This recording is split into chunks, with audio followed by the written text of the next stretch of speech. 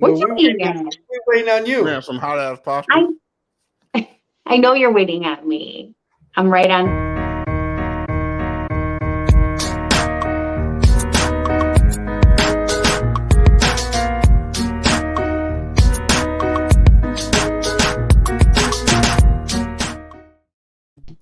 What up, though? It's Spotlight Wednesday. We've been chatting for about 12 minutes. I didn't even pay attention to what was going on. We were talking about the whole Dahmer biopic. I just got oh my God, I just got a update from TMZ. Guess who just died? Who? Coolio, 59 years old. What the fuck? He Yeah. died? Yep. He was sick or something? Coolio died Wednesday in Los Angeles. TMZ has learned the rapper who has achieved a 9-minute success in the 90s was visiting friends late Wednesday afternoon when he passed away. Coolio's longtime manager, Jared, says Coolio went to the bathroom at his friend's house, but he did not come out after a while. The friend kept calling him for eventually went in the phone. Coolio laying on the floor. We're told that friends called the EMT who arrived and pronounced Coolio dead at the scene. Bro, that's crazy. Has not been determined. Sound like a heart attack, probably. Wow, that's so sad. Taking a shit and. I mean, yeah, I wasn't gonna say it, but yeah, I've heard people go like that though. Like it's like maybe it's some kind of strain and shit or a stroke at the time. I'm gonna tell you what's crazy about that is that shout out to my dude LeBron. He does A&R for like record companies and shit. So he's putting together this CD with what do you call it now? This record with Corrupt and fuck somebody else. I can't remember. God damn it, he gonna kill me for not remembering. But anyway, it's Corrupt and somebody else. But he sent me all these videos to chop up, and one of the videos got fucking Coolio in the studio, like vibing out to this song. And like when you said that, I just automatically keep thinking this clip that I literally just edited like last week. Oh my God. Dog, that's crazy. I gotta text him and see if he wasn't that old. Yeah, you gotta text him and see if he know, yeah.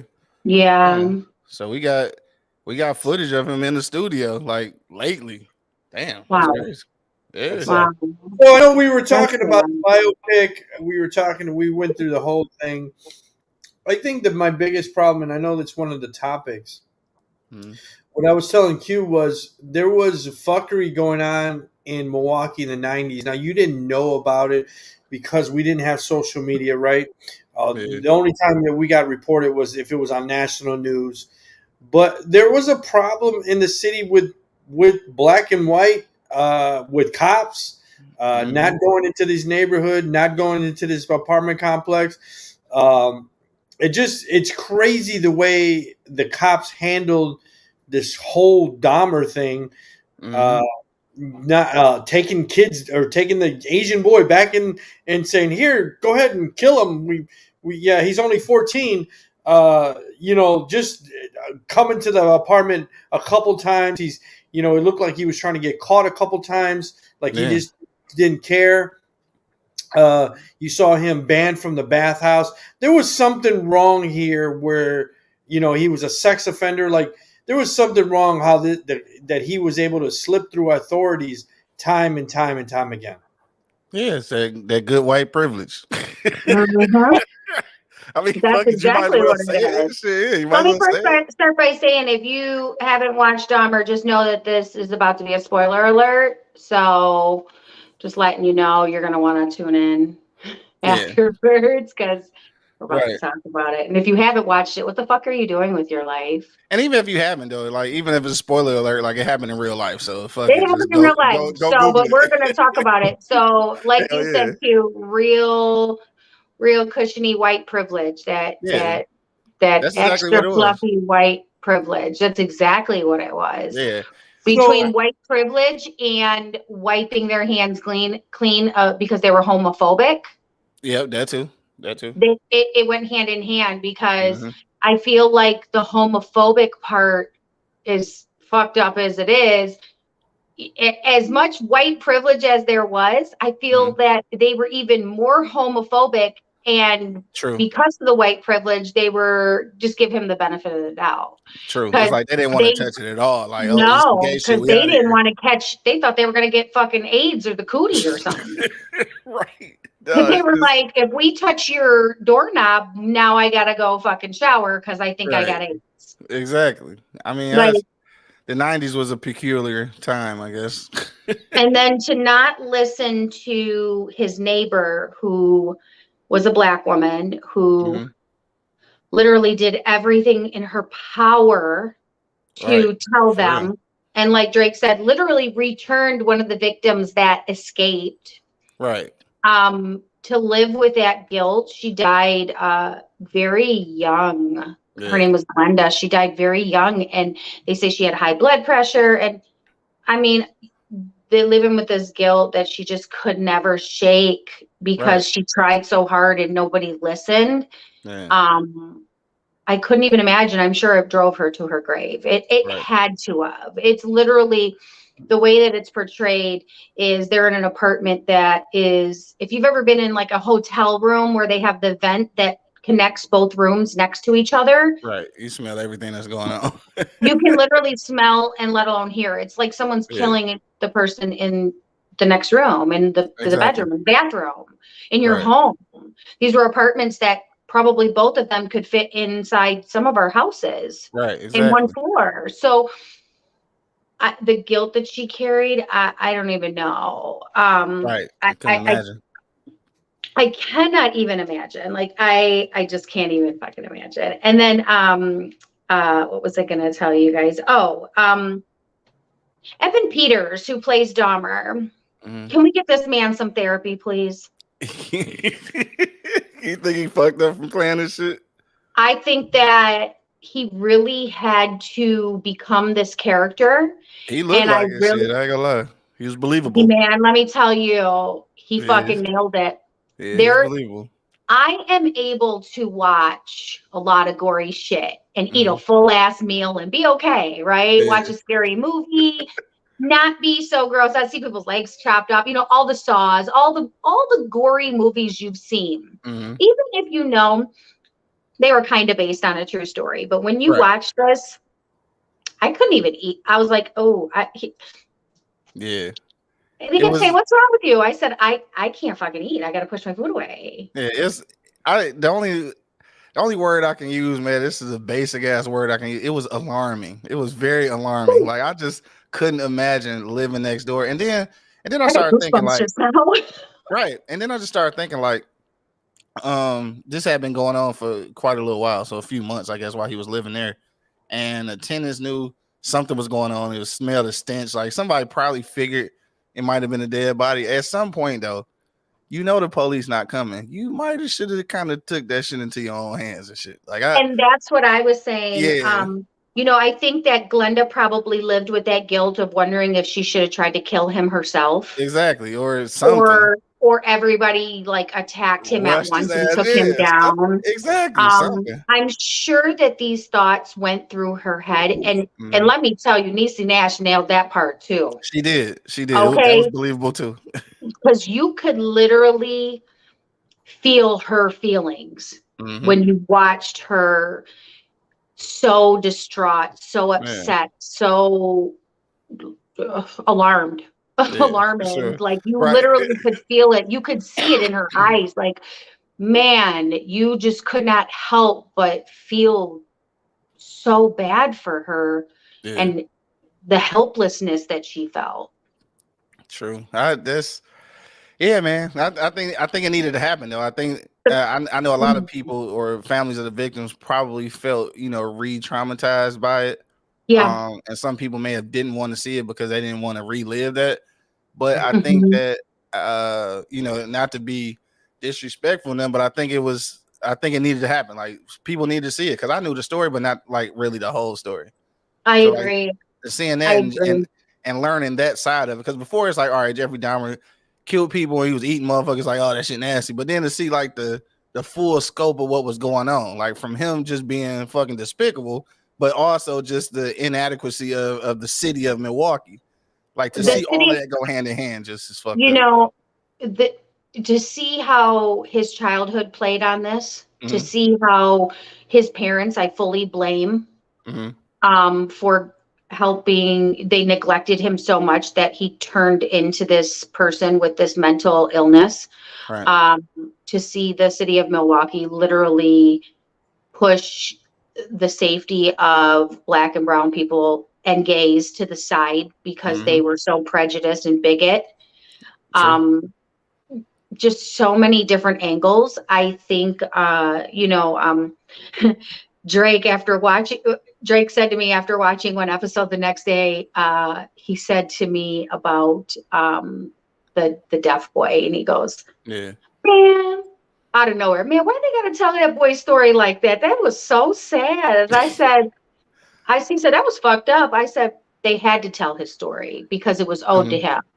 Yeah, and I think they told his story because I think that was the one that he actually connected with. It wasn't just he actually connected with him. So and it really showed just how much of a monster he was, and how fucked up. And when you thought you saw a glimpse of hope for him to change and turn around, that was it.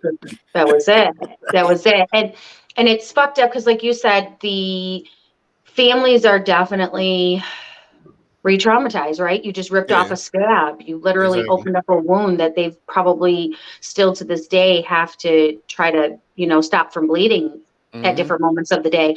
So for that to happen, in a way, like you said, it's not you're not trying to disrespect, but that story needed to be told. Even their part in it, their part needed to be told because they were the victim, and they needed the world to see how they were victimized. And how politics is probably being ran the same in Milwaukee as it was back then.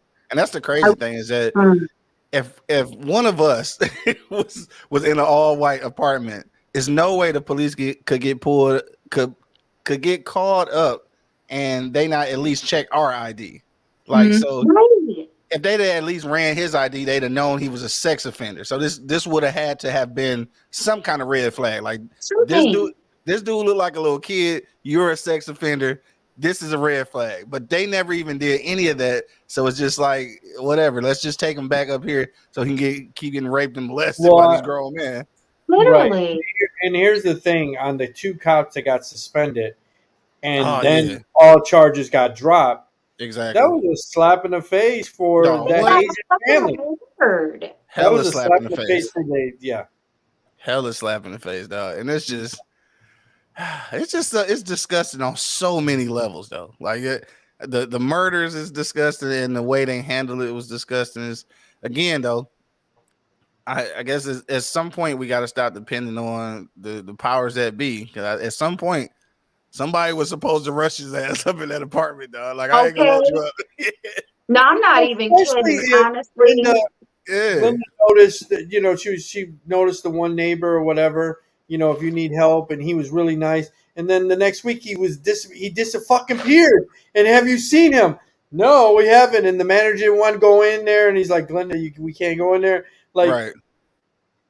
You just why nowadays as a bird, you smell something fucking dying, right? You literally smell something deteriorating in there, and you can't open it. Motherfuckers will open your damn door just to come and fix a toilet handle, but you can't open it, right? When you're not home, but you can't open it. Yeah, but see, that's just. I don't know, because there's so many things that could have been done better. What was he? He was a building manager. No, but he wasn't white. He was something else. Oh, who are we talking about? The building manager? The building manager. Yeah, he was like African or something. African or something, yeah. African, yeah. Shit, I done all over their ass. Like that whole place was building would have just had to come get me because like, dog, we going in this. Period. We're lynching his ass. Get him. You jump from the top step. I'll trip him. You bust him in the head with the cast iron skillet. Because I feel like he literally wanted to die anyway. Yeah, he did. And then for the last guy that escaped, I think the only reason why he got away because it looked like he was kind of ripped and he was able to fight away. You know what I mean? He was kind of athletic, right? Yeah. So he picked the. Well, he was smart. He caught it before, and he didn't drink enough of that stuff. He was smart. Yeah. Right. And then the Connie other says, black "What about guy the that cop was calling the Asian family and saying racial slurs? Oh, that was terrible too." Yeah. Right. And the other black guy that went to the cops after he was doped and he was left on the bus. Exactly. He was like, "There's nothing happening here," or whatever. And he went to the cops and said, "There's something fucking wrong here." And they were like, "Sorry." You know. And the cop insinuated that he's been to jail before and he's a hoodlum. He should know. Right. And Jeffrey Dahmer is the one who had the record, not him. So man, there's so much fucked up. Yeah, it is. He definitely benefited from the system itself, and obviously the whole situation benefited from not having social media. So that's why I say sometimes social media is a curse, and sometimes I feel like in certain instances it probably could have saved some lives. Like I'm not even sure. Mm-hmm. Yeah, because the other black guy that went to the cops, he went back to the bathhouse or back to the club and said, "Hey, don't get in there with him." Yeah. If he posted that on social media, it would have went. It would have been. Yeah, Jeffrey Dahmer would have been shut down. There were several people that stopped him from murdering. Remember, one ran up at the bathhouse, another one ran up to the cab. Right. Dog, so this is the thing. Like he got banned for drugging people. Why is this not? Why ain't nobody checking this shit out, bro? Like what's right? Like why isn't every club, especially then, right? Gay clubs. There wasn't that many. So there's gay clubs. There's bathhouses. There's all kinds of stuff that's happening in the gay community. Why were they warned? Your dog wants to talk. All right, obviously. Where's she at? Boy or girl? Girl. It's my cousin's dog, man. She's just having a fit like it's somebody at the door. Like she go attack somebody. She's like, this is fucked up. Right. She's talking about Jeffrey Dahmer and shit. Uh-huh. Relax. She's like, make me. Right, I can't. Like, make me. All right, so let's get back to Coolio. I wasn't shocked by his death, 59 years old. I only think of Coolio one song, Gangster Paradise. I can't really think of anything else he did. I think Fantasy. Yeah, like 2 songs, didn't he? Yeah, Fantastic Voyage. Fantastic Voyage, yeah. And I know he did a whole album, but I can't even think of any of his songs besides those. Yeah, I couldn't tell you none of his songs. So yeah, I definitely couldn't tell you that. I'm curious as to what happened though, because 59 is not old. Yeah. No. Yeah, so not sure what happened there. 59, then I'm not. Exactly right. I'm closer to 59 than I'm fucking not. I can't wait to hear what the details are though. I hope it's not. I don't know. Drug related? I hope it's not nothing drug related. Wait a minute. I mean, that's what we instantly think when a celebrity passes away. Yeah, that's true. Wasn't he on crack back in the early 2000s? I was just gonna say I think so. I think there was a narcotics issue. There was a crack pack issue. Right. I think there may have been, if I'm not mistaken. So yes. It's always Rest in peace though. Rest in peace to the album that we can't think of none of the songs either. It's too soon. I probably shouldn't have said that. It is too soon. My bad. It is too soon. He did a lot of stuff. Our mind is in Dahmer land right now. So I think that's what it is. I'm kind of stuck on that shit. So he was charged with crack possession. Motherfucker won't stop. I know, I'm trying to get past this shit. Thought we was moving along. That was 13 years ago. He was charged with crack. It was 13 years ago. Oh yeah, he probably sober now. Well, or he went to designer drugs. He's probably sober now. Yeah, I hope so. I really, I'm really not trying to drag him. I'm just saying. No, not at all. I really want to know what happened. I do too. It's sad. Yeah, and for the West Coast though, like he kind of, he iconic for a lot of people, I guess. Mm-hmm. Yeah. Okay. I think his haircut, right? Everybody remembers his haircut. Oh yeah, definitely it is. And he had the hair. Yeah, he had the hair in the studio clip that we got too, though. It's not as much hair, but So he had the little braids still. He had a little braids, yeah. So we learned the basketball coach's cheating partner, which is pretty funny, right? Tori goes, "That's a man." Damn. I said he cheated on me along with a whole ass dude. I mean, it don't, when it don't be about looks a lot of times when it comes to cheating. I told her. What's it about? Her free throw? No, her hard rock calves. Her hard rock calves? Yeah, because that means she's got a rock hard vagina. Ew, who wants a fucking hard vagina? What? Oh, no. A hard rock vagina. Who wants a hard vagina? Well, maybe she's got a rock hard. Maybe he went to slap her ass, and it was it was all muscle, and he fell in love with it.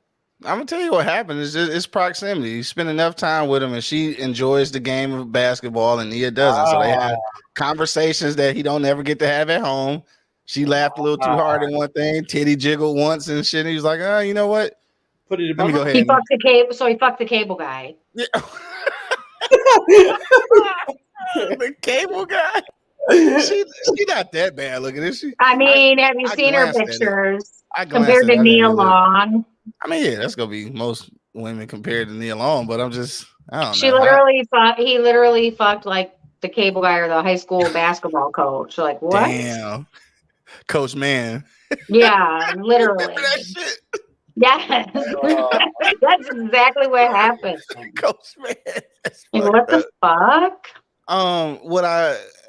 What I don't like though is so he cheated on his fiance, all of that shit. What I don't like is that the organization kind of put the information out there though. I feel like that was kind of like this tabloid shit. Like why is the organization saying, yeah, he cheated with one of our, like, why would you say that? Like he's suspended for team issues and that's it. Like that shit go. And then let the tabloids do all the speculation. Probably because people were gonna dig, and it's let the people do it. Rule. It's a rule, right? So she got suspended too. I'm gonna assume, but no, he the only one got suspended, and that was part of the problem too. She should have been suspended too. Yeah, she wasn't though, and that's or she wasn't at the beginning, and that was part of the problem. They were saying, how is he being suspended? And like both guilty parties not like because she broke the rule too. It was the rule is a rule for both. It was a rule. Yeah. Exactly. So I don't know what's going on there. And she was married. She's married. Yeah, she was married. Yeah, for sure. So I don't know. He could have got any random fan pussy or like anything. Like why would he? West Wing side chick. Yeah, something. I'm definitely like, that your contract is gonna be fucked up if you fucking somebody that worked there. So just don't fuck at work, dog. Like that's it. Yeah. Wow. Y'all silly, dog. See? She don't look like a man. What she look like? She look like she been hooping all day. So. For real. She literally looked like she's sweating, hooping all fucking day. Yeah. She don't look like a fucking man. Go ahead. She don't look like a man. Take that hair off there at the bottom of her neck. Give her a little bald fade. That's a whole ass dude. Duh, you. That's a whole ass dude in a tracksuit that just got off the court. Mm-hmm. Yeah, well, her coochie hard too. When they do it, it's like bumping bone. Hard coochie. You think she got her coochie? She probably thick as hell. Her thighs are. I pulled up her whole Instagram. I'm already. Oh, you did? Oh yeah, I pulled up her whole gram. You know I was looking. You still think she's like a man? Yeah, she wears skirts with tennis shoes. Like. Duh. She wears like basketball coach shit. Yeah. She don't have nothing really sexy on. Like, I mean,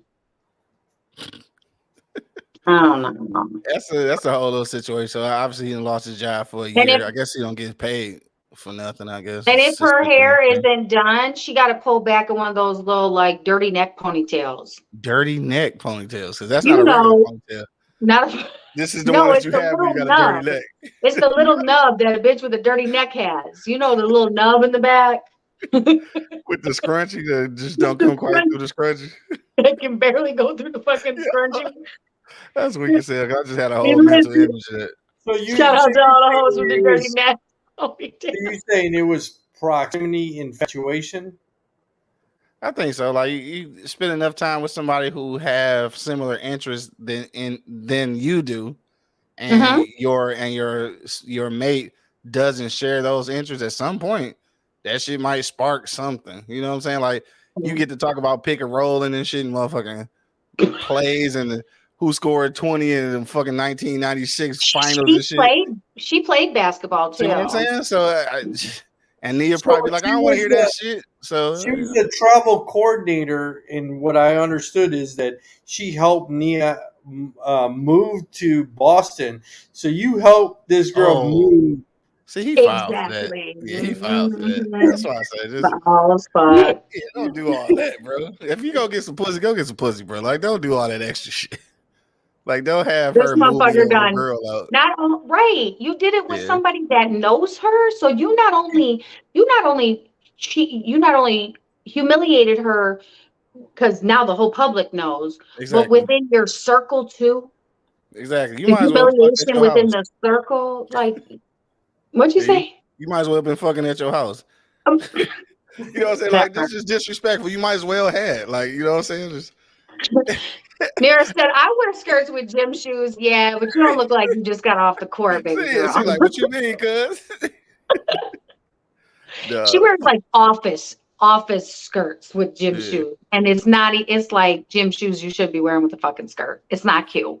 Yeah, some cute stuff that she had on, like, again, like a basketball coach. Yeah. But it's a bad look either way. Hey. And it's Nia fucking Long, really. Right. No, she can't see. Yeah, it's the dog owner. This dog was just barking up a fucking storm a second ago.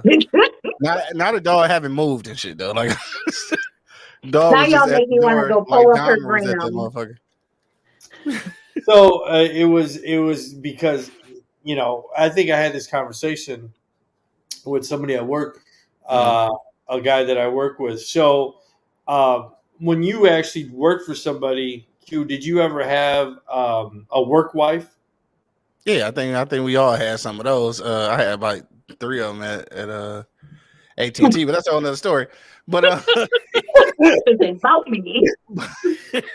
But yeah, I think that even still, I think, you know, I never thought about those things because none of these women were ever my subordinates. You know what I'm saying? So I guess I never thought about like would it be an issue from fucking somebody at work because we all on the same level. Like if I was somebody's, you know, superior, then I would think about that shit. Like, I probably shouldn't be doing that shit though. In real life though, now that I'm grown in real life, I realize that you shouldn't be fucking nobody at your job anyway. Like, you just shouldn't. Like, it just get messy. You know what I'm saying? Just get messy, especially if they married. Probably shouldn't do that shit. Yeah, you probably shouldn't. Yeah. So look, so if we're talking about that, right? We're talking about their situation. Dog not married. You know, they engaged or whatever. So, like, who's more wrong here? Is it her because she's married, or him because she's married? Like. Who, you know what I'm saying? Like, what's worse? He wanted to just stick his pickle in, and he didn't think he was going to get caught. I mean, but he been fucking her for a long time, though. Like, it's some shit he been doing. It's not like they just got caught slipping. They had a whole ass relationship, I believe. Really? So, yeah, they said it's been going on for a while. So other people knew? Yeah, I think other people knew. Yeah. So, I don't know. So he was out here just embarrassing her all the time. Yeah, probably something like that. So I don't know, though. It's just so really, they were living as if they were married. I mean, damn near. Yeah, there's literally work wives. Yeah, no, I'm talking about him and Nia Long. They were living as if they were married, right? Because they wasn't married. I guess they was just engaged or whatever. So, and they've been together for quite a while too, though, right? 8 years. 8 years? Oh shit, he probably been engaged for 7 of them motherfuckers. She should have known better. She should have let his ass go. After 8 years, is he really marrying you? No. Right. Right. No. Again, I don't want to disrespect Nia Long, but I'm just saying you put 8 Well, he years in that did, so motherfucker. fuck it, go on ahead. He said he did. He might as well jump on the bandwagon. Shit. Well, dude, he said. He did, she did, the whole motherfucking team, all their friends, they all Yeah. disrespected her. Yeah, it's kind of cold.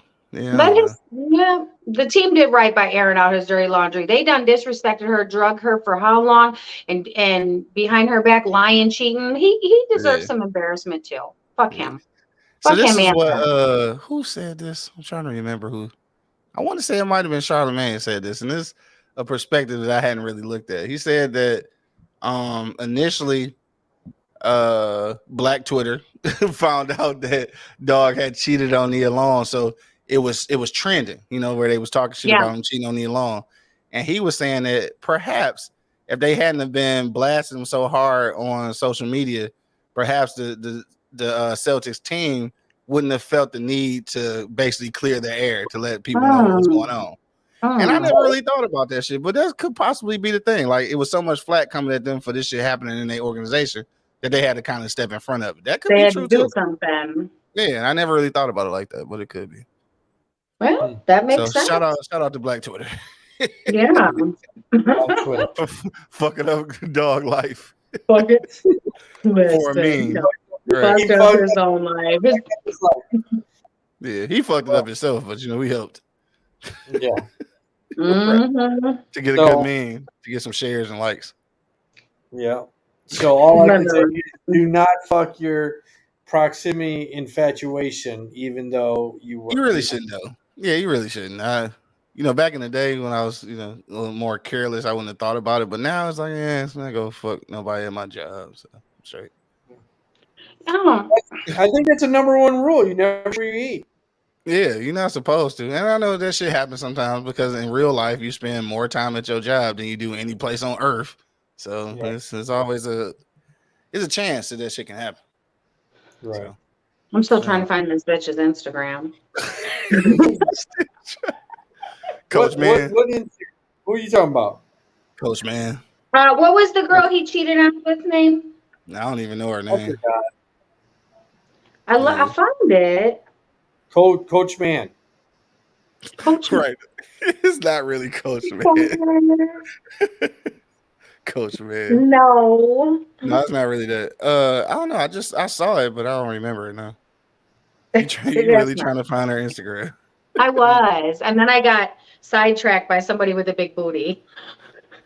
Damn, that is a lot of ass. That's a big booty. I follow this girl. Yeah, it's a whole lot of ass. Now, if she look like that, it'd be okay.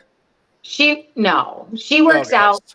She works out. Her boyfriend is a personal trainer, and they have their own. Her name's Kathy Drayton. They have their own like supplement line.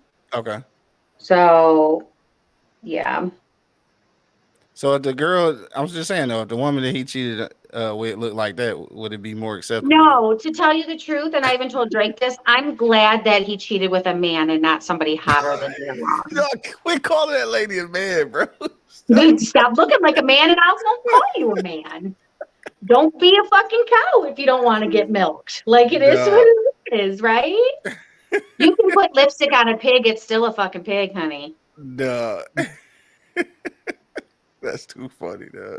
Right? So, as I'm saying, the petty me is happy that he didn't cheat with somebody super fucking hot because, I mean, the betrayal is already there, right? The hurt is there. Yeah. So, if my man cheats on me, man, even though I'm like, bro, really? You cheated on me with a fucking, like, you really? You want to be a dirtbag?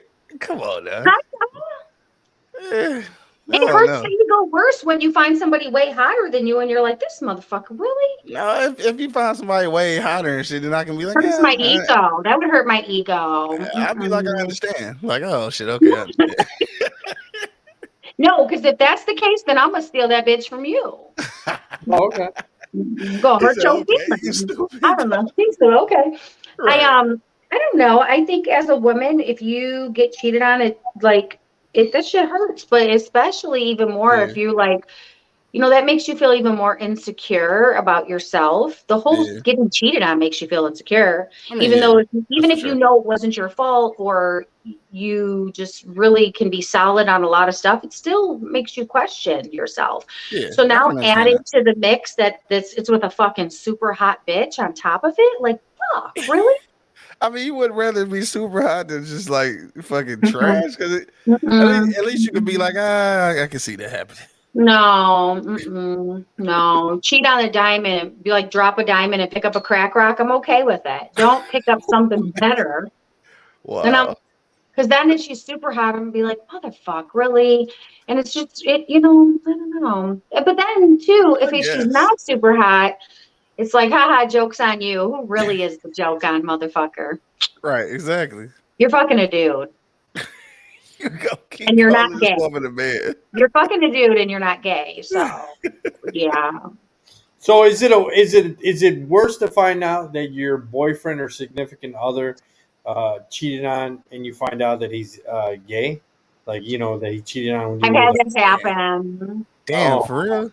Wow. Well, I wasn't like dating him, but we fooled around, and so right in the middle of it, I kind of just had this gut. So is that embarrassing? Is that embarrassing? Huh? Is that embarrassing? I got up right in the middle of making out. I was like, right when we were about to do it, I was like, you know what? I can't do this. I gotta go. And I got up and left. I gotta go. He said something that was very gay. Right. It was very gay. And I've actually been with somebody who's bisexual too, but I knew this going in, right? Yeah. So it was different. Yeah. With him, it was like he was trying to hide it, and that I didn't like. And I don't think he was bisexual. I think he's gay. I think he's gay hiding it. I think he was pretending. So what's that comment say? It's totally the opposite, because if I'm making out with my girlfriend and she's like, babe, I just found out I'm bisexual. Okay, let's go get her. Where's she at? Let's go get her. Where's she at? You see. She said it's embarrassing that you get cheated on with an ugly bitch. That means you will fuck anything. You better try to upgrade. That's what I said. I feel like, I don't know. If I get cheated on, I don't want it to be like, it can't be a dude like fatter than me with a smaller beard and shit. Like it wouldn't make sense. Like, I've been cheated on by somebody. I've been cheated on a lot, I guess. Say goddamn. Like, I dated a lot of fuckboys in my life. Okay, all the red flags. I was like, oh, maybe they're orange. So, right. Yeah. So I seen a box of red flags. I was like, fuck it, let's date it for 6 months and see where this goes. 6 months turned into a year. It literally turns into a whole lot of stories. But on both, I feel like the ones that were with somebody super hot, I couldn't even say anything. I had no comeback. I couldn't be like, you're like, I just had to take my L and walk away. At least the ones that were like fucked up, where I was like, what the fuck? At least I had that. I had the satisfaction of running my fucking mouth and talking shit and embarrassing you, right? Because you embarrassed me. But the hot one, and really, I'm gonna be real honest, I don't really remember getting cheated on by somebody who was hotter than me. I mean, maybe equal, but gone, girl. I'm no fucking people want not to toot my own horn, and I say this in the most humblest way possibly, but I bring a lot to the table. Motherfucker, I bring a whole table with me, right? So if you cheat on me, you done fucking cheated on yourself. You really did. You played yourself. But I just want the satisfaction of running my fucking big ass mouth after you do it. You mean this? Like, so if she cheats on you, there's you on the left with the beard, and then cheats on the guy. Yeah, I'm gonna be mad as fuck. Like, what is going on here? He looks like a tadpole. No, that is actually pretty crazy though, and a beard could cover all of that up though. It really could. Listen, I've had that happen too. I dated somebody. I dated him for 3 months, and then he shaved his beard, and I hated his guts. I couldn't even fucking look at him. Damn, they make a difference though. Listen, he had no neck. He had a butt chin. Not the butt chin. The And yeah, you can't see the butt chin with a beard. jawline. It was terrible. Just like that dude he just showed. Yes, like someone lopped the whole thing off. I'm like, why did you? And then when they show up with the beard shaved, your first initial reaction is rude, and then you try to backpedal. Oh, it looks good. Like you're like, but the first you look at them crazy as hell. You're I looked at him, I didn't even recognize him. I'm like, oh my God, you cut like your completely beard. different person. And my face don't hide shit. So I'm like, did I totally look disgusted at first before I acted surprised? You already know you did. I totally did. Right. I already know it. So there's beard fish and there's hat fish. Oh yeah. I'm definitely a hat fisher. Until I shave, I'm definitely a hat fisher. Yeah, so it's definitely. Listen, I dated a hat fisher too. He had a fucking motherfucking 8 head. It wasn't even a forehead. He could have fit a whole face on his forehead. It was like the cone people, right? Duh, what? Listen, we went to a very super duper. I stood up in a very super formal wedding, like black tie, right? This motherfucker wanted to wear a baseball cap, like not a dressy one. Like he wanted to pull it out the car, and I'm like, listen, you can't do that to here. This is like, you got a head problem. Man, he wouldn't take it off when we would go to sleep. Like we go to bed and he'd still be like no shirt, boxers with his hat on. And I'm like, bro, this is fucking hat. I'm like, yeah, it was weird.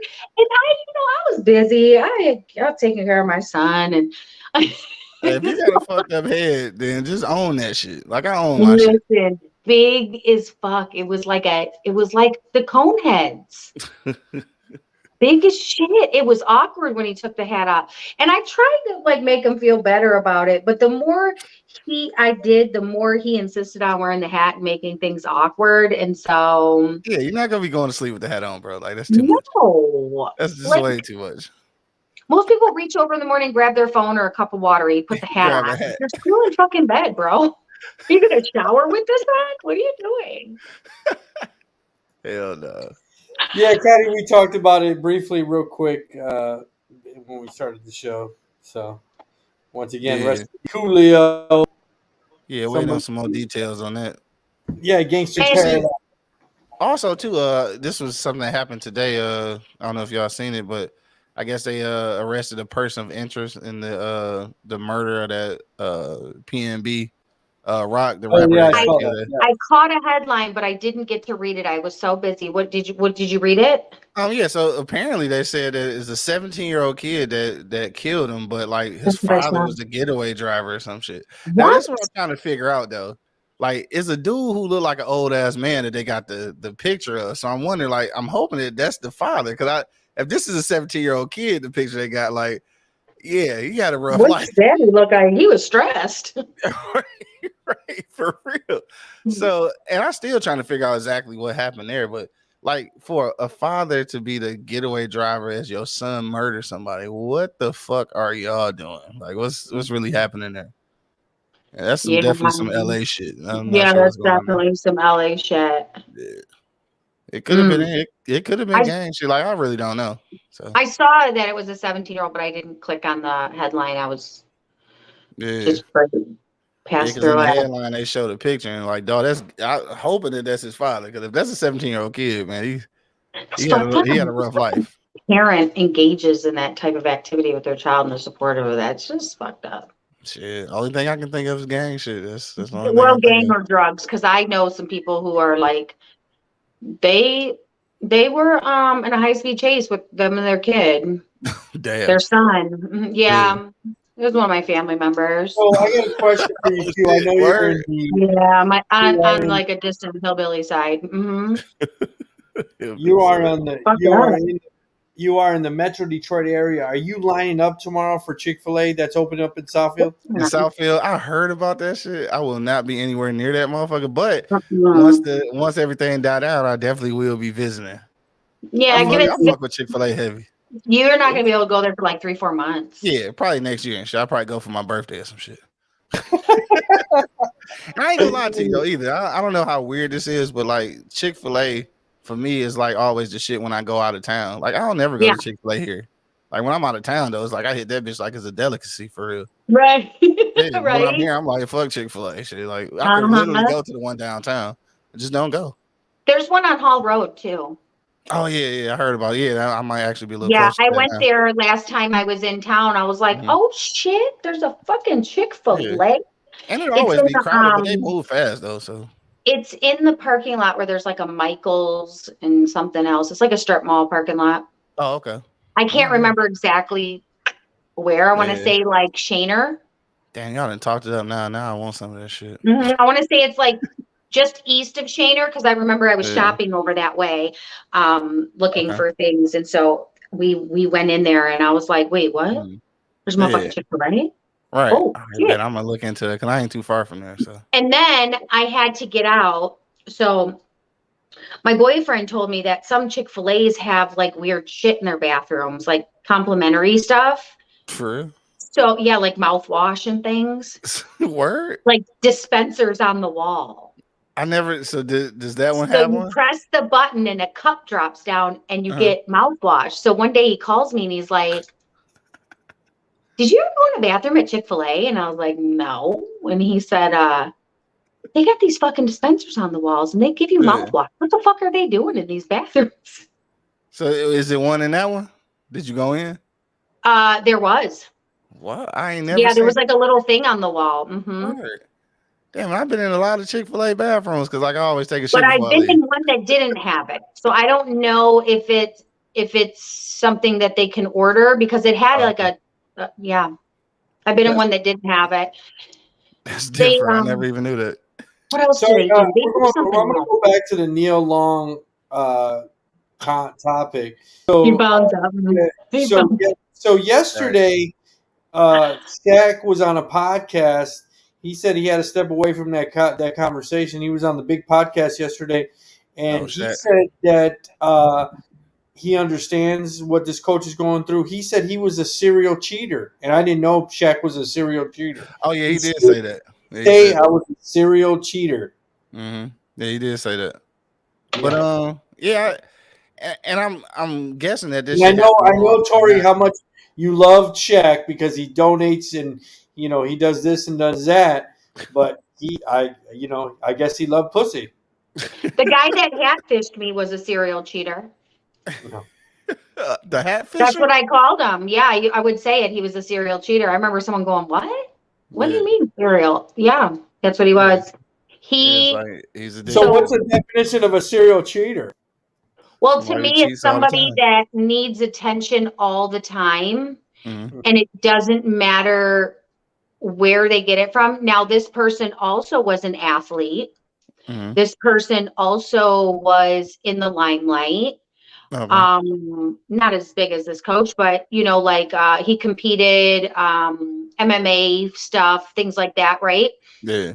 And he literally got attention from everybody, and it never was enough. Yeah, I got you. Him cheating and having that connection with people, and it was never enough. Yeah. It was like, okay, the grass is greener on the other side. He kept searching. Here's a definition of a serial cheater. They have a history of cheating. They have a history of fear, commitment. They badmouth former partners. They have become very secretive with technology. They keep promising that they'll change. They accuse you of cheating. They shower you with gifts. They do not talk about what was that look? They do not talk about the future with you. They preoccupied with the appearance. They flirt often. Your friends and family raise concerns. They cheat on you before. You keep feeling anxious. An ex has warned you. You caught them lying before. They present as overly charming. They bail on you at the last minute. They downplay cheating. They suddenly ask you for an open relationship, and they rarely simply, but their relationship seems superficial. See, a lot of those, I'd say 75%. He was in the opposite of gave over affectionate to me, right? Over affectionate in public, over display, but it was weird. He wanted, here's my phone. You want my I don't have a code on my phone. Like he'd do shit like that. Like he was offering information. I'm like, I didn't ask to go through your phone. Well, you can. Or he'd FaceTime me when he was going somewhere. He'd FaceTime me before he went in. And I think in his head, he thought if he FaceTimed me real quick, I'd believe whatever was happening. And then he wouldn't have to answer my phone call because he already FaceTimed me and proved he was somewhere. It was weird. And then that's a good strategy though. he did. Yeah, he did. And he always talked about a future with me, like excessively, like quick, moving too fast. He kind of had, I feel like serial cheaters, because I've dated several who do this, but they have this like sociopathic quality about them, this characteristic. They're sociopaths. Yeah. Mm-hmm. Damn. So, yeah. Some of that, I think you read the part where it's like doesn't talk about a future with you, but still lives you. I think that's fuckboy shit right there. Yeah. Serial cheaters, they want you to feel like, they want you to feel like you're the only one too. Yeah. Gotcha. They literally make you feel like you're the only one, so you don't question it. Next thing you know, you're like, you're talking to you got 8 girlfriends? Like, what the fuck? And I'm not saying it's one. I'm talking like at a minimum 5. And when you find out about one, another one caught on, and you start making the phone calls, and you're like, oh my God, you've been doing what? Because they're offering, they're doing the extra most where you're like, he would never cheat on me. He like adores me. Damn. I may or so may I not think have I think definitely you feel attacked too. Yeah, I feel attacked. Definitely cheating now. It makes it difficult with social media. You know, in the 90s, I could have a girlfriend on the west side, east side, south side, because they never there was no contact, right? Yeah. I'm not saying I ain't talked to a bunch of different guys at the same time, but I'm not telling you you're the only one. Right, I dig what you're saying. It's like the world is so small. I remember I was at the Red Balloon Saloon, the joint out on Northwestern, over there by somewhere. It was on Northwestern, right? But anyway, I remember I was there, and I remember I was with who was I with? I think I was with my ex at the time, and we wasn't together, but we was just hanging out. And it was 2 girls sitting like maybe a couple of tables down, and I could tell like they was looking at me like, who, like I'm trying to see who the fuck is this, right? So then what it was that it was another young lady I was talking to at the time. She had showed them my podcast, so they recognized me from the podcast and shit, right? So just like the world is so fucking small at this point. Even if you're trying to do shit, it's like somebody's always watching, bro. Like it's just. It ain't even worth it, though. You're going to have to get you one in another area code. Not that I've done that. I'm just saying. Just theoretically. Yeah, theoretically. That's what I was doing. Would definitely be out of towner. Out of towner. Out of towner, for sure. Out of towner. Okay. Hell yeah. It's about the only way you can halfway be safe. So I was really disappointed on Sunday's game. I thought the Lions were going to pull it out. Oh, my God. Dog. Fuck the Lions, bro. Fine. No, I don't know. Better luck next time, I guess. Listen, before we go on to the Lions, I just want to tell you that as you were telling the cheating story, all I could hear was that Ty Dolla, the Paranoid song in my head. 2 of my bitches in the club, and they know about each other. Right. I totally could. I'm singing that. The reason why I brought up football, Rihanna got tapped to do the Rihanna. Yeah, you sound like a white guy, Drake. Rihanna. The halftime show, right? Yeah. And it's going to be here in Glendale, right? Glendale, Arizona. Oh, that's where it is? Oh, right down the street from my house. Oh, shit. Super Bowl party at y'all house. Hey. Hey, shit. Hey, y'all should do something for real. That'd be my first time in Arizona. Like an 8-minute drive. Word. Oh, shit. I could probably charge people for parking. My house I moved from, you could see the stadium from my yard. Yeah. So what's your thoughts been in Arizona before, right? Say again? Huh? Hasn't the Super Bowl been in Arizona before? I think. Yeah. Okay. So what's your guys' thoughts of the Super Bowl tapping or the NFL tapping Rihanna for the Super Bowl? I guess I don't even care about the Super Bowl halftime no more. Like last year was cool, I guess. Like but 50 hanging upside down and he gained a lot of weight. I love Rihanna. That was goofy.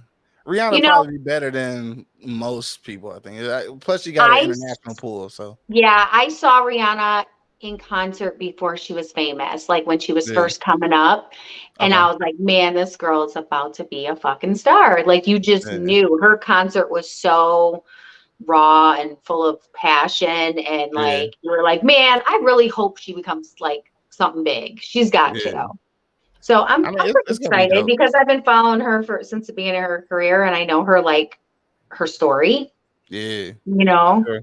That's definitely a come up though. I think it's gonna be a win for her. Obviously, I ain't gonna lie to you though.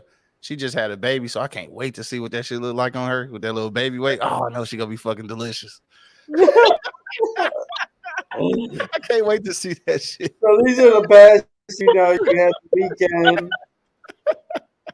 You had the security. I can't wait to see a little jiggle. No, I'm trying to tell you, I already know it's gonna be fantastic. Yeah, she gonna have the juice. Justin Timberlake. Justin Timberlake did 2018. I didn't even remember. Yeah. You know Lady Gaga Super Bowl halftime shit was actually pretty dope. I fucking like Lady Gaga. One of my favorite concerts I ever been to was Gaga. Yeah. If you ever have a chance to go, fucking go. I would actually. You would enjoy it. Her concert is so her concert's magical, and she like my favorite part about her concert was she had the crowd, right? It was every single. It was white, black, fucking gay, straight, old, young. Like everybody, she had such an energy and a vibe, and she connected so many people. It was incredible. She's super fucking talented. For sure. I don't think she get the credit she deserves either. She really does not get her flowers. For sure. Damn, Bruce Springsteen. I don't even remember. I don't remember Bruce. Yeah. Oh, what's he doing? He looked constipated. Tom Petty, that was the best one right there. Yeah. Prince. Prince was a good one too, though. 2007, I thought was probably one of the best Super Bowls performances by Prince. Yeah. This guy. Detroit's own Kid Rock. That was Janet's downfall. They came for her. Boob. Gwen. Yep. You too. You too. I don't know. Brittney, it's Brittney, bitch. With Nelly. That's what Nelly used to wear the Band-Aid all the time. Like all the time. Right, all the time. Christina Aguilera, go back. Can we go back? Yeah. Christina Aguilera when she had a bulimia problem. God, she is extra slim. Yeah. Damn, Smokey. Did you hear Brittney come for her the other day? Mm-mm. She did it in a indirect way, and I don't think she meant to come for her. Yeah. But she made a comment because she was upset. Brittney has self-image issues. Yeah. And she said, well, if my dancers were as small as Christina Aguilera's, I wouldn't have had to watch my weight either. Damn. So, or no, as big as them. So basically she said Christina Aguilera's backup dancers were made to be bigger to make Christina look smaller. And the way she did it, I don't think she realized she had to issue an apology because Christina took her off social media, like unfriended her because she fucking threw her under the bus like that. I was like, damn, should she just call her fat? Right. Oh my God. Yeah. Yeah, that's Well, I know the biggest story on the nation right now is Florida. Especially with the hurricane. Tell some shit up already. There's 1.6 million people out of power right now in Florida. Yeah. Lots of Michigan people are there. Yeah, that shit. prayers out to Florida. What's going on? There's just, I mean, it's pretty bad right now. So yeah, it's really pretty bad. bad. It tore Cuba up too, though. Like I think it probably did them the worst. And it's gonna be I don't know. All that should be a problem, even though this is the path of a lot of storms. It just is weird that there isn't more structure that can withstand it. Like, is it because all of the infrastructure is so old? But they do have some buildings that are, I guess, quote unquote, hurricane resistant. Like with the like the way they make the windows and the way they make the structures. Like, you got to start rebuilding like a lot of this shit. And then at the end of the day, though, when water get loose, water going wherever the fuck it want to go. Like, It's gonna go wherever the fuck it wants to go. Hell yeah, for real. I have friends who literally were putting steel, like corrugated steel, over their windows last night. Yeah. And over their front doors and stuff. But again, water's gonna go where water's gonna go. Going. Yeah, you can stop the. But they were picking up all their belongings, like pictures and all their stuff, and trying to move it to higher, throwing all of their patio furniture in their pools. You know, trying to just get everything they could up high. Yeah, that shit crazy. Yeah. And from what I understand, this is one of the biggest storms that hit that path anyway. Yeah. The path it went right through Orlando too, and you'd almost never get that in Orlando. Yeah. You never hear of Disney being hit by a hurricane. Exactly right. That's where it's at, right? When I was going to move to Florida, that's where I was looking to go, because I'm like, okay, if I go central right there, you know, a lot of people in the area, but that's where it kind of gets missed. And it's not getting missed. The eye went right through there. Damn. And it's still going. Still going. So scary. Yeah, it is. And of course, like, we complain about the Michigan weather and shit like that, but I'm cool. Yeah, you don't get that. Hell no, I deal with this. And if I did ever, like, for me, that would have to be a second place. I would always have to be able to evacuate if needed. You know what I'm saying? Like, I'm gonna need to go ahead and go back to Michigan when that shit get real. I have a friend who's literally like a brother to me, him and his wife and their 2 kids. One is an infant. They're just outside of Orlando, and he is a fisherman. Like he has like a charter boat and stuff. And so they're really going through it right now, and he's worried like his boat's going to get damaged, and his business, and that's their like livelihood. That's how he makes his money. That's how they eat. Like, they have another business, but this is the one, the main one. For sure. And put all their money into this, you know, this boat, this charter boat. So it's sad, it's scary, and blessings. Like, I'm like this, look at my hands are like sweating right now. I'm like an old grandma saying the rosary. Like, because like is more relevant now, because before, like, at least for me, before it was like, okay, it's getting fucked up down there, but I don't really know nobody. But like now, I got people down there, so it's like, fuck. Now as you become older, you're like, fuck. Yeah, I got people down there, so I want to make sure, you know, everybody good. So, and I spent earlier a few hours ago, actually, just kind of reaching out to the people that's down there just to make sure everything good. So right now, all of my people been, you know, they've been straight. A lot of them, it haven't even affected them, so that's good. So yeah, I'm just prayers out to them though, because it's fucking up shit down there. So many. Sure. Sad. Prayers out to Florida. Make sure if you guys get to higher ground or whatever you guys have to do to get there. I don't know if people are. I saw them evacuating a lot of cities. Yeah, so they was evacuating cities a couple of days ago, and then, you know, I saw people going to Georgia too. Yeah, and shit is going strong enough that they go get some residuals. Like, obviously it won't be a tropical storm, but it's probably gonna be some bad weather in Georgia too. So they were showing rain all the way up to Charlotte. So yeah, it's still rough. That's especially crazy. Like I said, with a dude with the with his business like really being in the water. You know what I'm saying? Like, that's what you gonna do. Like, you can't go put the boat up on the. Well, if he's not if he's not doing that, then he's actually like tuna fishing and doing and using that, so both of those outlets are gone right now, and it's scary. Yeah, and It's sad. I seen episodes of what is it, Great Catch or whatever shit when they be tuna fishing. They be tuna fishing in some fucked up weather though. That water be damn near about to turn the boat over. They still be out there fishing. Literally. Yeah. Literally. And like they're dangerous as it is, right? So hell yeah. I know there's some crazy ones out there.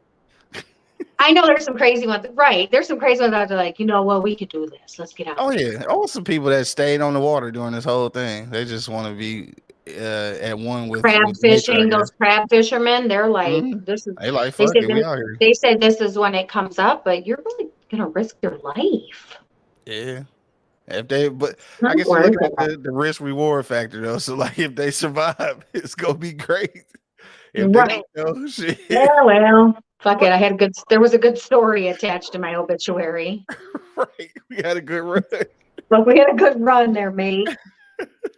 What's Connie say? Her friend sold her house here and is supposed to be out on October 7th. I'm assuming to Florida. I missed the beginning of that. Yeah, she was saying they were supposed to be moving to Florida, and now they can't leave. She's now going to be homeless. When you come in for your performance health assessment, we are going to take. Well, homeless is better than dead, and I'm sure people that understand. Hopefully, she has some support and some help where they'll put them up until they're able to get back and things settle. Right. I mean, because if you got the plan to move there and you can't, like, shit, what I'm supposed to do? Shit. That's a natural disaster. As much as I love Florida, I'm glad that it didn't work out, for many reasons, but especially that, like, when I look back at stuff now, I just know it wasn't in the cards for me, and that weather would have been so dangerous for my son.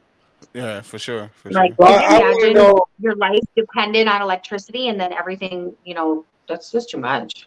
Yeah, and who knows when it's going to be back home. There's that Forrest Gump out there that has that one shrimp boat. Came through here yesterday. Oh my God. Everything in its path. And as in other towns up and down the coast, Biola Battery's entire shrimping industry has fallen victim to Carmen and has been left in utter ruin. Speaking with local officials, this reporter has learned, in fact, only one shrimping boat actually survived the storm. Louise, that's Forrest. After that, shrimp is easy. So there you go. See, that's what I'm saying. So somebody took that risk. Yeah, somebody took that risk for sure. Shrimping was easy after that. Fucking Forrest Gump. It's classic though. Classic. Yeah. But yeah, shout out to those people though, and like hopefully the recovery is a little faster than I'm anticipating. It seemed like when you know something's coming and like they kind of brace for it, you would think that the bringing everything back to normal would go faster, but it seemed like it still don't. It doesn't. Yeah, I don't know. That's a million people though. There's a lot of people to try to get back to power, so it's not like it's a small number. But man, I don't know. So when I see reporters out there tracking the storm and out there in the thing, could you be a reporter out there trying to fucking, how do you get hit with a fucking palm tree or some shit? Bro, like, I'm trying to figure out how much they fucking paying them, because I'm not doing that shit, bro. Like you gotta really be paying my family a lot, and still, if I die, like what? Right. I mean, they be getting blown away for real. Right. You go get your family in advance on your next check, and that's it. Right. Can I get prepaid? Right. Can I get a prepay? I'm gonna need my check early. I just want to know what they're getting paid out there, the ones that are risking their lives. I mean, because it's definitely a risk. And the cameraman, the reporter and the cameraman. Like, I'm not doing that shit, bro. Like, you know what? Fuck this storm. Fuck this TV station. I'm out of here. Right. Is there like hazard pay? I mean, it would have to be. It would definitely have to be. But is it going to be enough, though? Yeah, is it going to be enough? I'm going to get it a week after I died. Right. I mean, to be in the eye of a hurricane and shit. Like, is it really serious? You're like, cash my check. Right. At this point, if that shit really hitting, who the fuck is watching this though? We taking cover. We're not watching this shit. on. They ain't got no power. So Million really, people what are without you power. doing? Who you reporting to, right? Who are you reporting to? Us, Just give me my people up here. regular pay. I'll see you in 4 weeks when things simmer down. Right. You ain't lying. Fuck that. They turn the power back on. I'm gonna go loot Costco like everyone else. I gotta go. That definitely would be the place to loot, though. If you go loot, I think. But Costco listen, would I got a definitely whole be the place. motherfucking plan. Okay, I'm a survivor. I'm a Look at motherfucking Costco. survivor. Right. You want to be Costco with me if Sam's some Club. shit breaks out. I know medical. I get you survive. I know how to fucking such. I know how to hyphen gas. Like what you need. We're gonna do this. I feel you. That shit. That's what it'll turn into, though. Straight survival. Mm-hmm. I know how to put stitches in. Like you, what you need.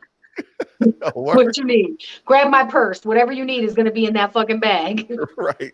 Needle, thread, pistol. Needle thread, pistol, a can opener, a gun, all of it. Can opener. Mealsporin. What you Right. need. I mean, I know we Safety are pins, not bubble in gum. any danger here in the desert, but Michigan's been hit with a tornado. Remember the Hamtramck thing? Oh, where they yeah, got for sure. Yeah, that was a long time ago. Yeah, tornadoes get down out here a little bit, but like nothing to the degree of a hurricane and shit. Like what? Water. Yeah, right. You know what I'm saying? None of that. And it's crazy too because obviously we surrounded by water and shit. So if we have any kind of water natural disaster, we'd probably be ass out. But Well, remember the flood we had? shit, That when? had the whole I-75 flooded and everybody was yeah, dying. yeah. Remember that? Yeah, that was shit. That Was was a that- minute ago too. That was about what, like nine years ago? What's this? 2022 now? Yeah, probably around in there, 9 or 10. Yeah. Yeah. I remember because I only remember because I'm associating it where I lived, what vehicle I drove because I watched my vehicle move down the road, down our street. Damn.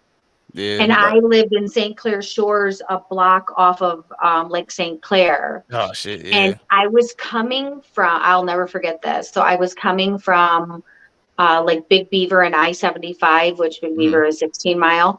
Yeah. And I was racing to get home because the freeway was starting to flood and I had my son in a wheelchair van. And if it would have flooded, how was I going to save my child in a wheelchair? Exactly. Yeah, So when I tell you I broke laws to fucking get home, we made it home just in time to get him up the flooded wheelchair ramp into the house before it covered our entire porches and everything. Yeah. Man, let me tell you, I remember saying to myself, okay, I'm going to have to unstrap him and try to swim to the top of this water if this happens. Like I had a whole fucking escape out of the vehicle plan.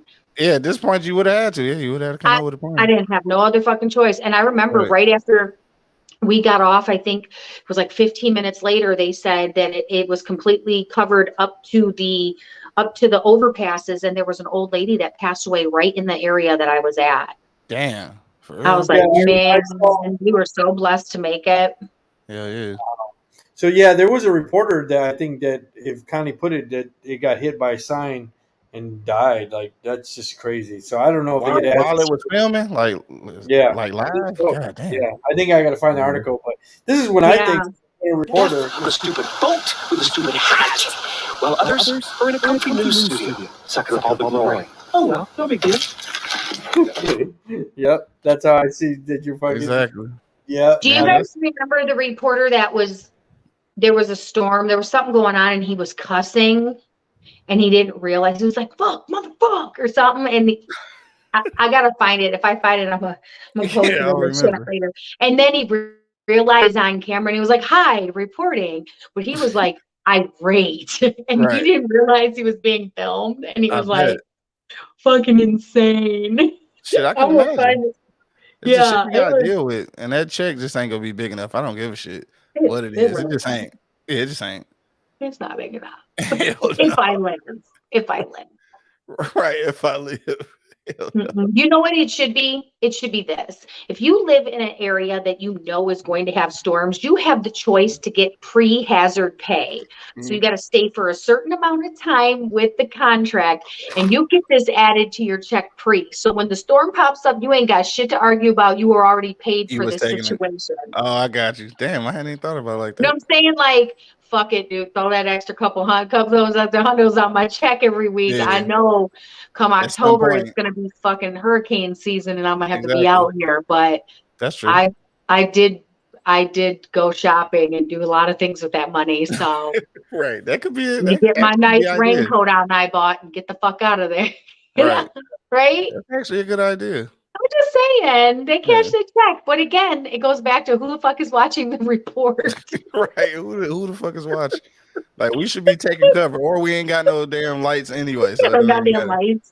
Right. Who the fuck's got a TV right now? Right, you can't stream it because the power off, the internet off. So like, it's nothing you can do. Nothing you can do. Yeah, but there's some. I mean, there's some dumb people. I mean, I sell cable and internet, and I know back in the days, I would knock on the door. And they'd be like, hey, how you doing? I noticed that, you have service with us. Yeah, our shit ain't working. And I'm like, well, what's wrong? Well, I don't know. The power's out. I don't know what's wrong with the shit. It just doesn't start coming on. And I'm like, the power's out. Let's say that again. Repeat that one more time. The power is out. And I would say, wait a minute. So your power's out, right? Yeah, but the fucking TV's not working either. I don't know. What's going on? You guys got an outage? And I'm like, what? What the fuck? What are you talking about? Right. I'll be like, people don't be that bright for real. Why? They can't be bright. The power's out. Oh, yeah, that was corny as hell. Right, I need a drum roll for that corny shit. Right. They said that was fucking corny. I'm just saying. That shit was corny. So joke for the night. Let's go to some positive things. The Powerball is back up to 300 million. You got the winning numbers, Q, I heard? Man, I wish I did. We would have so many podcast studios if I had to. I know, right? It would just be you get a podcast, you get a podcast. No, I don't even know that. Like that's a extreme amount of money. So like even if I did the lump sum maybe and got like 100 or something million, I think I'd be all right with that. You can change a lot of generations with that type of money, though. So, but I don't know. I'm definitely dollars only got like 400 or something thousand after all taxes are done. You say what? The person that won that $1 billion not too long ago, they only got like 400 grand or 400 million. Oh, I was about to say 400,000. I was saying, goddamn. No, right. I mean, I'm okay with 400 million. Yeah, I can live with that. You know what I'm saying? I can rock it out with that. Yeah, I mean, you knew you wasn't gonna get the billion, like you knew that much. Yeah. But, yeah. So you're talking about at least half, and then a little bit more. So yeah. I don't know. I think that first of all, $1 billion, like the one person won that, right? I think that's way too much money for one person though. Like that person would probably die from a heart attack soon. That's a lot of money though.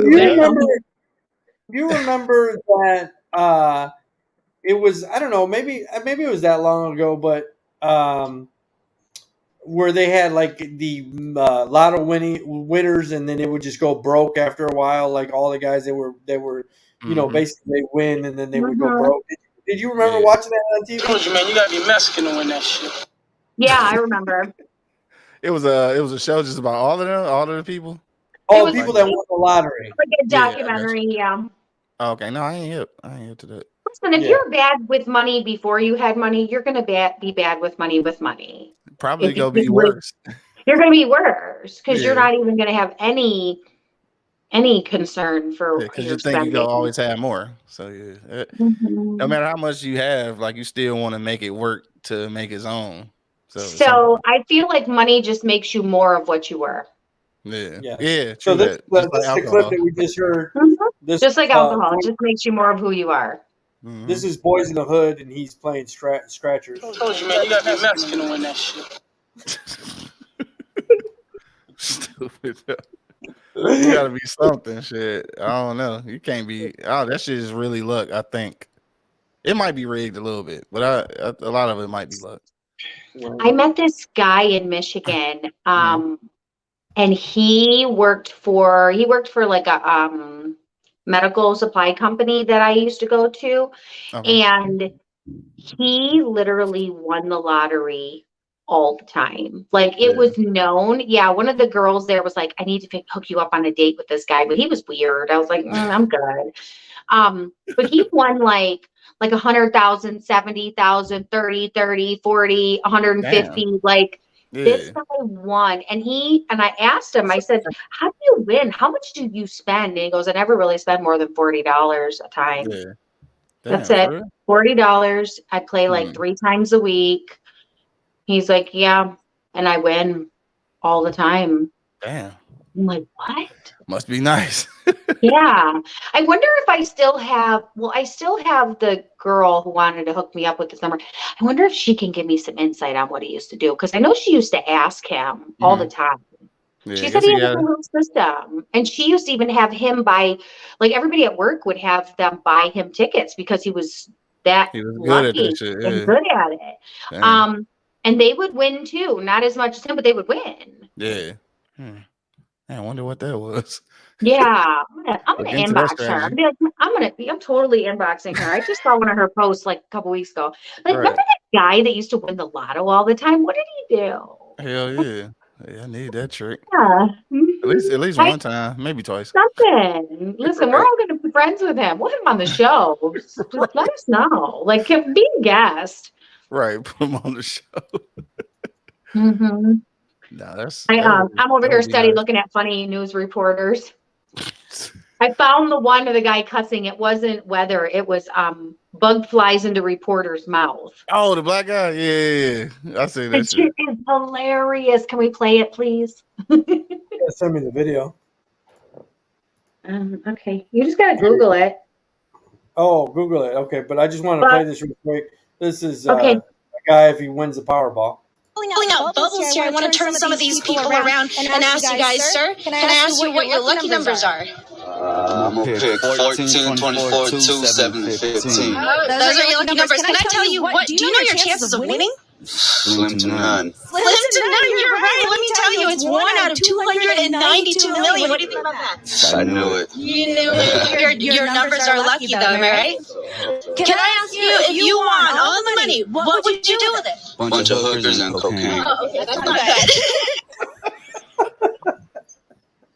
Right. That sounds like a plan.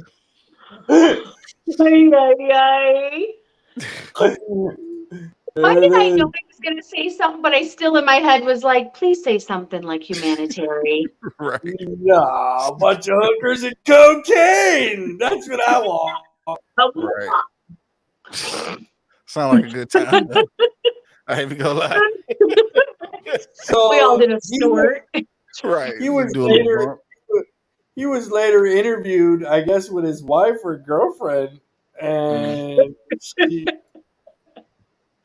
Oh, they caught up with him? Who lives in Las Vegas has some explaining to do. He was asked what he do if he won $1 billion jackpot. Bunch of hookers and cocaine. Not the answer anyone was expecting. What were you thinking? I wasn't thinking. I'm just I don't know if I can say this, but I'm a smart ass. Isaac Carranza's wife says she's taking it all in stride. I thought it was hilarious. Right, because she'd been right there doing lines with him and enjoying the hookers. If she was okay with it, why'd he come on there and say that? Right. She'd have been right there with his ass. She was like, she was going to say, she was like, you better fucking say it. Right. You know what that was? She just wanted them to know that he had a wife. She didn't care what he said. It was like, you know, that's my whole family saw that. She'd be right there with them hookers and cocaine shit. She would too. Like, come on, honey. Move it on in. Come on, honey. Come on, girls. Hell no. You're next. 300 million. It's a decent amount of money, though. What really happened on that Thursday here at Augusta High School that led to Chris Wood's death? Oh, we can't see it. What is that? I can't see it. I'm dying this You gotta fucking put it on the screen. I remember this shit. shit flying in my mouth.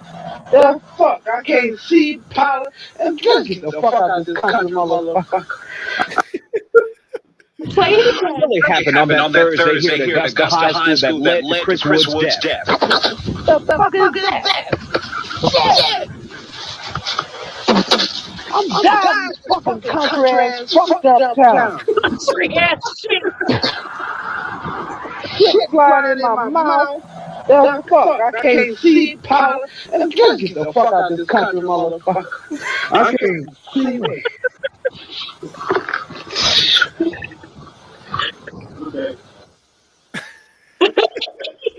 Gotta get back in character and shit, though.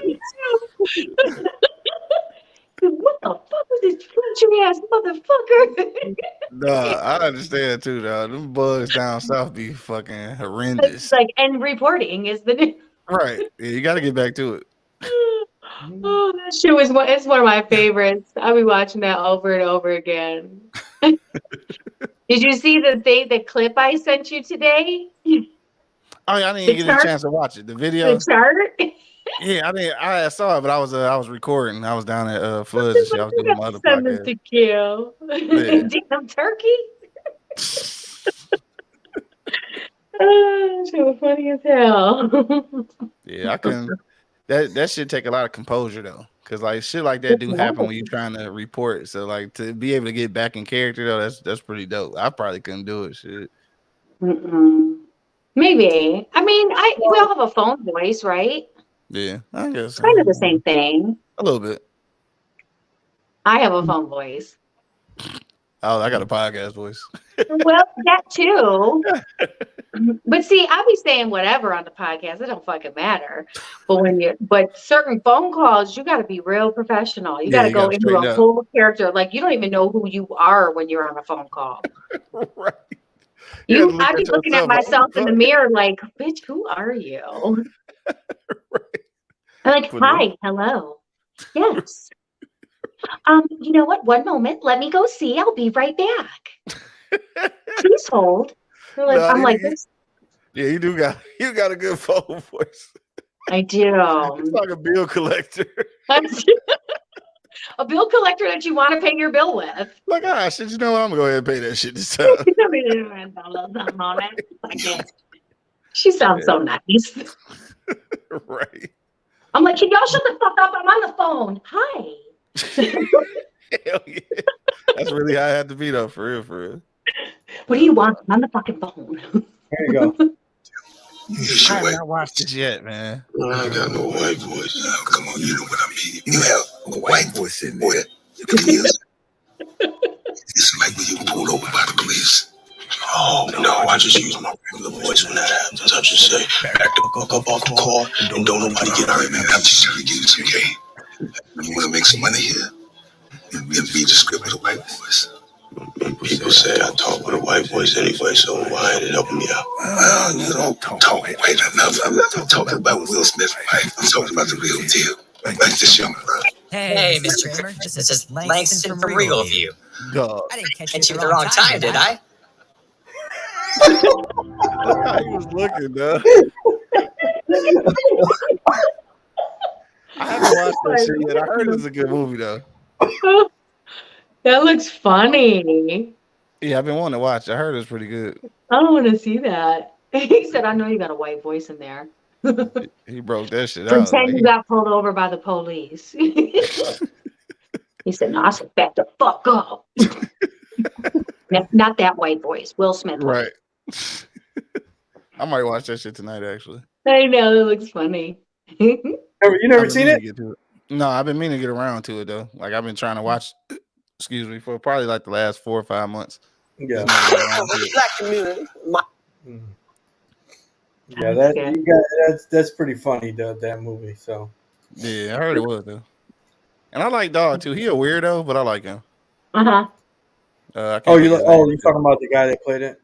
Yeah, he a weirdo for real. But yeah, you got to do like Chris Rock says, you know.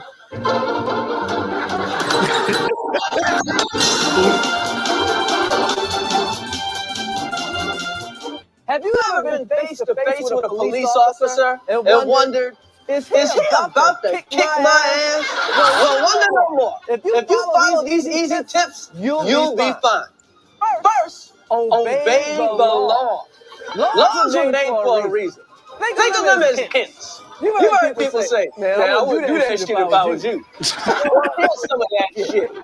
Carjacking, armed robbery, arson, selling drugs, buying drugs, stabbing, shooting. You know, you probably won't get your ass kicked if you just use common sense. If you jump a subway turnstile, you might just get off with a warning from the police. But if you jump a turnstile carrying a loaded gun and smoking a joint, you need your ass kicked.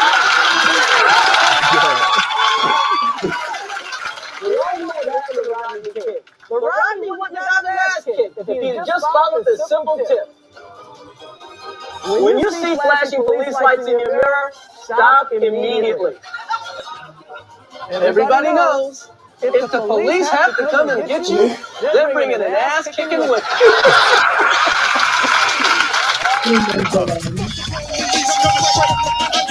Here's a no-brainer. If you're listening to loud rap music, turn that shit off. Flashing fuck the police while you're getting pulled over by the police is just ignorant. When an officer approaches your car, be polite. Is there a problem, officer? And stay in your car with your hands on the wheel. What the fuck you want,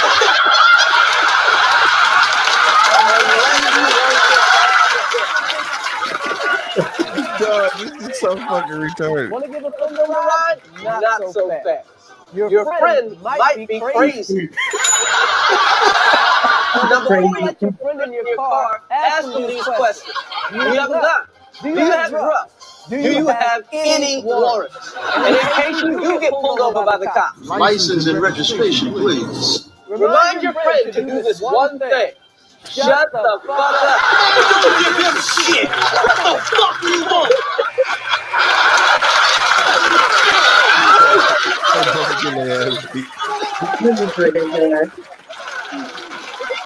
So there it is. Rock, man.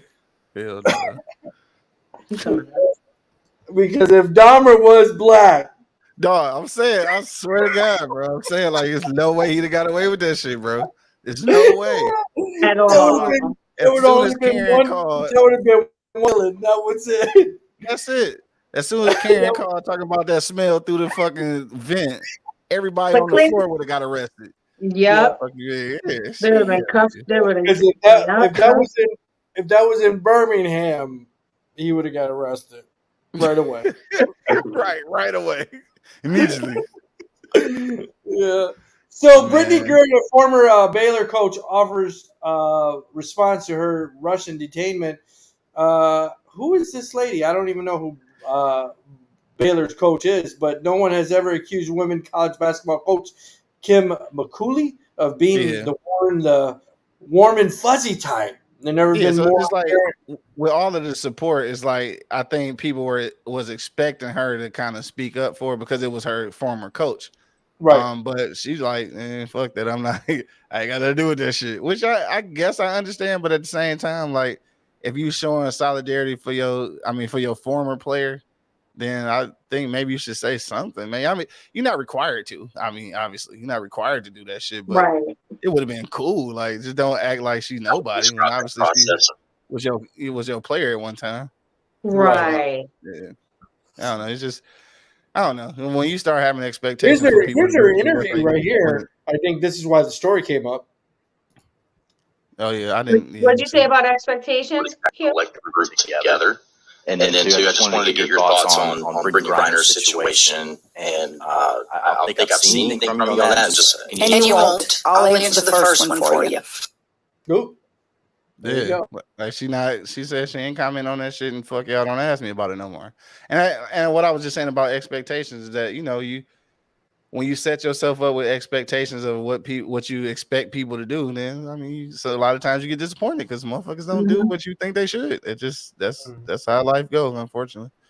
Yeah. I agree. Hell yeah. Yeah. So she ain't never getting out that bitch, by the way. He sounds Like, good. she in that motherfucker. So today, New York Yankees. Fuck my life up. Yeah. Today, New York Yankees Aaron Judge hit 61st home run of the season, tying Roger Maris' mark. So big thing for the Yankees. Aaron Judge hits his 61st home run. My next question is he juicing? Are they going to find out that this fucking guy is juicing and, he's going to suspend it for fucking three life sentences? Yeah. So this is the thing. So this is a New York Yankees record that he's breaking, right? Right. For Roger Maris, right? Cause I was trying to tell my old man that because my old man was like, yeah, he's about to hit the most home runs. I'm like, hell no. If he ain't got 70, he ain't breaking that shit. Like McGuire got like 70 of them motherfuckers or something. So I figured it had to be just for the Yankees. My old man don't be knowing what he's talking about half the time. Yeah, Roger Maris. Yeah. Shout out to the Yankees though. I'm just kidding. Right now, he be right. My old man been smoking since Vietnam, like, and they ain't never stopped. Right. Yeah, he proud of it. Yeah. And this happened the other day at the Nationals game. Baseball's coming winding down. There's teams that are going for the playoffs, wild card, and all that good stuff. So they're a little bit rowdy.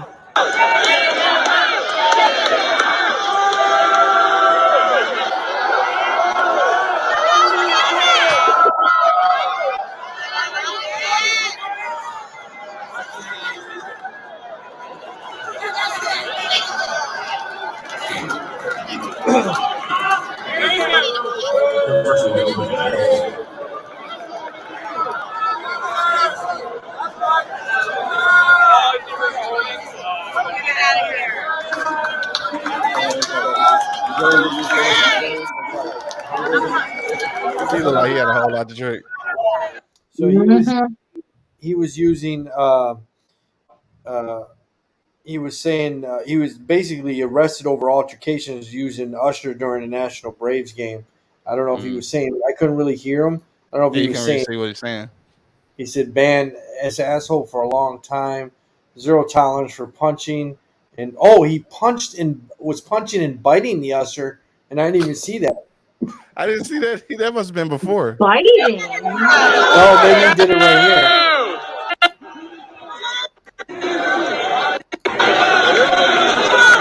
Right there. It was right there. I didn't know how long this video was. I thought he was saying profanity, but look, here it is right here.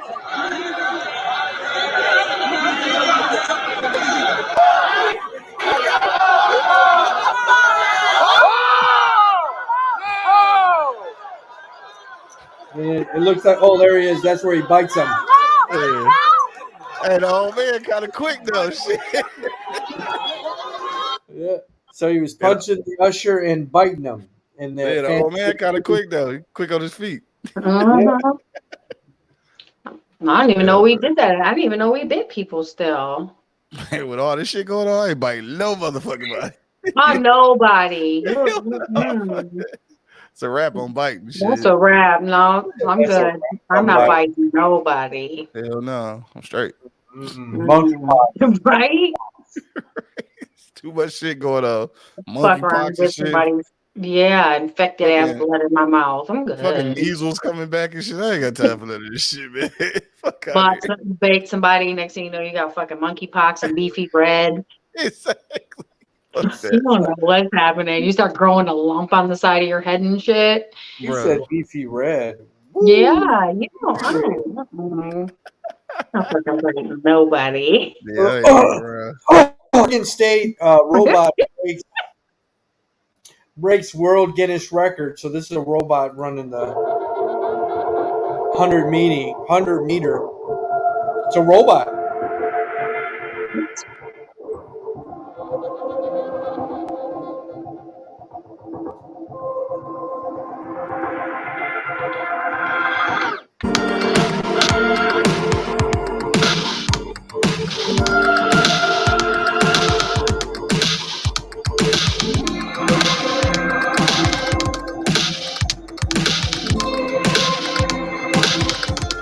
That's fucking crazy. Damn, what the fuck are they doing in robotics class nowadays? Man, mankind is doomed except for Usain Bolt. Oregon State University just released the fastest robot in the world, a machine that is faster than the speed of light. An average mall walker would just clock a 100-meter dash in 24 seconds.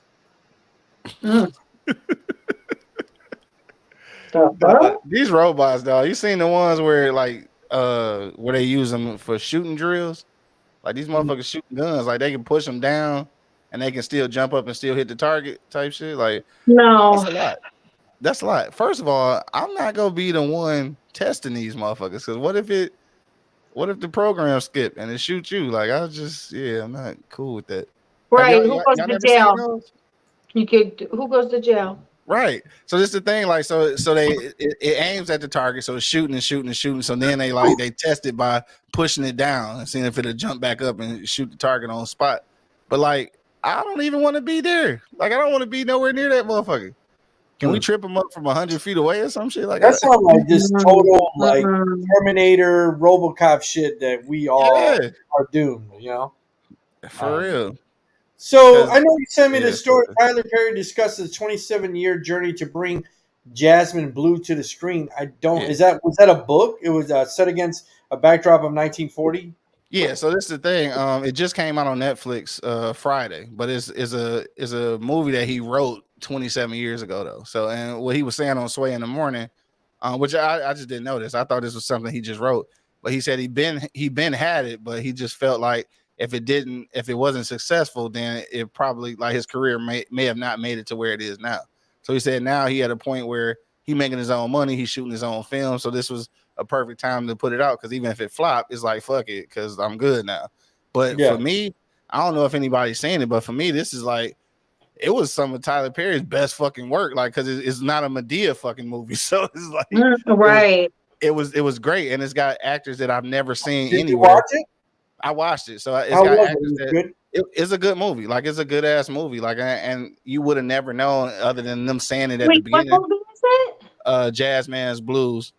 So what is it? Yeah, I didn't see it. Yeah, what it's about basically is a girl and her mom in the 40s who was passing for white, and this black dude fell in love with the girl, and then just like is a story about how he was trying to stay together, but since everybody thought she was white, they was like, it was a problem, obviously. But like, I won't go all the way into detail and like kill the story, but that's pretty much what it's said about. This is him just talking. This is a long interview, but and he was a black guy. Yeah, he was a black guy. Yeah. See you as well. Thank you for having us. Mr. Perry, you wrote this film, you directed it. This is the first script you ever wrote, about 25 years ago, I think. 27 now. Yeah. Wow. Yeah. What caused you to never give up on the idea of this film being made? I knew that I had to be intentional in everything that I was doing. So I was building a studio. I was building a company. So I had to have all these shows that I knew my audience wanted to see. And for many years, I always wanted to do this. We even talked about doing this so 20 years ago, Debbie and I. But I knew that I had a goal to reach. And once I reached that goal and found a place where I was secure, I felt like, I can go back and do some things that I love. And I really think he's great for Georgia. He's. I love him. He's great in general. I think he's great. A lot of people He's a brilliant mind. Yeah, a lot of people don't. I don't understand, like, why. Really? Yeah, a lot of people don't. And like, for him, and this is kind of like a Master P for fucking movies. You know what I mean? No, say that again. That is a very great analogy. Yes. Yeah, this is like the Master P. This is a guy that flood the market with 50 million projects. Right. Yeah. Hell yeah. Yeah, and just like Spike Lee too, though. So like, Spike Lee was kind of that same way. Like, he had to put out several projects that he felt like the audiences would receive, and then come back around with Malcolm X, which is what he wanted to do originally. Like, it's just that same kind of thing. You set up your foundation first, and then you do the shit that you really want to do. Like, that's unfortunately, that's how consumers are. So you have to set them up like that. But what's crazy though is him saying, and this is what was phenomenal for me though, just the fact that this is his first script that he wrote. Like, you got to figure this was 27 years ago. You look at all the shit he wrote in between. Like, this some shit he did before he even knew what the fuck he was doing. So and that shit is good. So like imagine the people who've been writing for fucking 30 years and can't write the shit that he wrote 30 years ago and didn't even know what he was fucking doing. Right. So I was like, no, that's remarkable person, dog. Remarkable person. Yeah, for why sure. why do you think there's people I never thought there was people that disliked him. How do you dislike him? Because of the in the black community it's like that anyway. Like we crabs in the barrel any fucking way, but it's kind of like I think it was a guy that I think it's a guy that and I'm not trying to be racist, but you go to Hollywood, you have these guys that are backing these studios, these Jewish guys, kind of an old tradition, Tinseltown kind of deal. And he said, you know what, fuck you, I'm gonna do my own shit. And make it great. And I think there's a lot of big studios that don't like him because he didn't follow the norm of going, hey, you know what? We need you. We need Warner Brothers. I'm doing my own shit. Fuck you. Like I said, I think this guy's the masterpiece of movies. Yeah. Why in the black community would people in the black community know? Because for them, I say for them like I ain't part of the motherfuckers, but it's like it's that white voice. Your white voice. Light to me. Your white voice. Listen, that light got you glowing. I'm gonna be honest with you, you silly.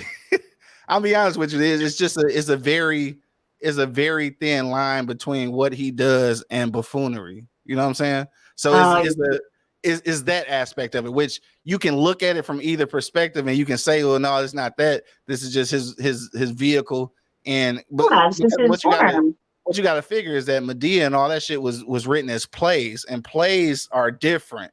Like, so people did characters on plays. So then you translate it to the movie, and people like, oh, he just being a buffoon. Like, this is same thing they said about JJ on Good Times, right? So Good Times was definitely Good Times is a good sitcom, but then they did buffoonery it up though. Like after they killed off James and shit, they turned it into a fucking clown show, and that's the thing that they try to compare him to and shit. And a lot of, and I use the air quotes, a lot of fake woke people and shit always try to point the finger at that shit. But you got to figure this is a person who did what he needed to do to get into the avenue where he is now, and he is making more progress and making more avenues for other black people than any other fucking director that's ever done anything. Like even Spike Lee did as much as he could, but he didn't break ground like fucking like this dude. Like he got a whole fucking studio. Like what part of shit that people don't understand? He got a whole studio, dog. Like you don't ever have to go to Hollywood again.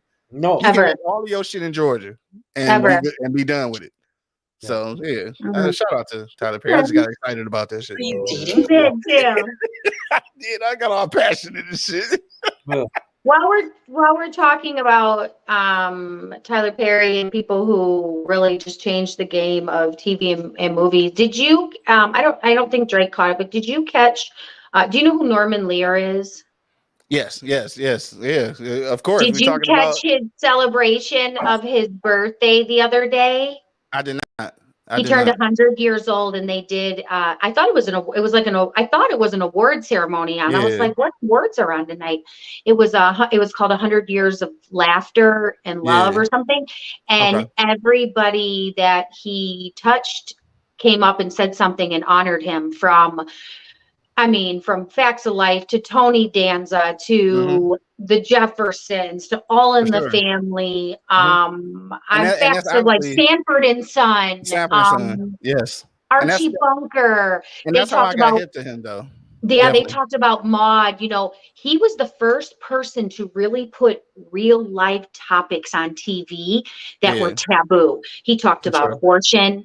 He talked about, he said, why can't we have a black family on TV that's successful when he came up with the Jeffersons? He just talked about so many life events that people literally were calling him I think they called him, enemy number one of the family, right? Of family unity. And they called him all kinds of terrible names because people had their idea of what the family should look like. And he was just showing people like what everyday families look like. So now it's like, oh shit, don't show people that. Like, don't show this. Yeah. And he said so many times that he threatened to quit. He's like, I'll quit if you don't fucking show this.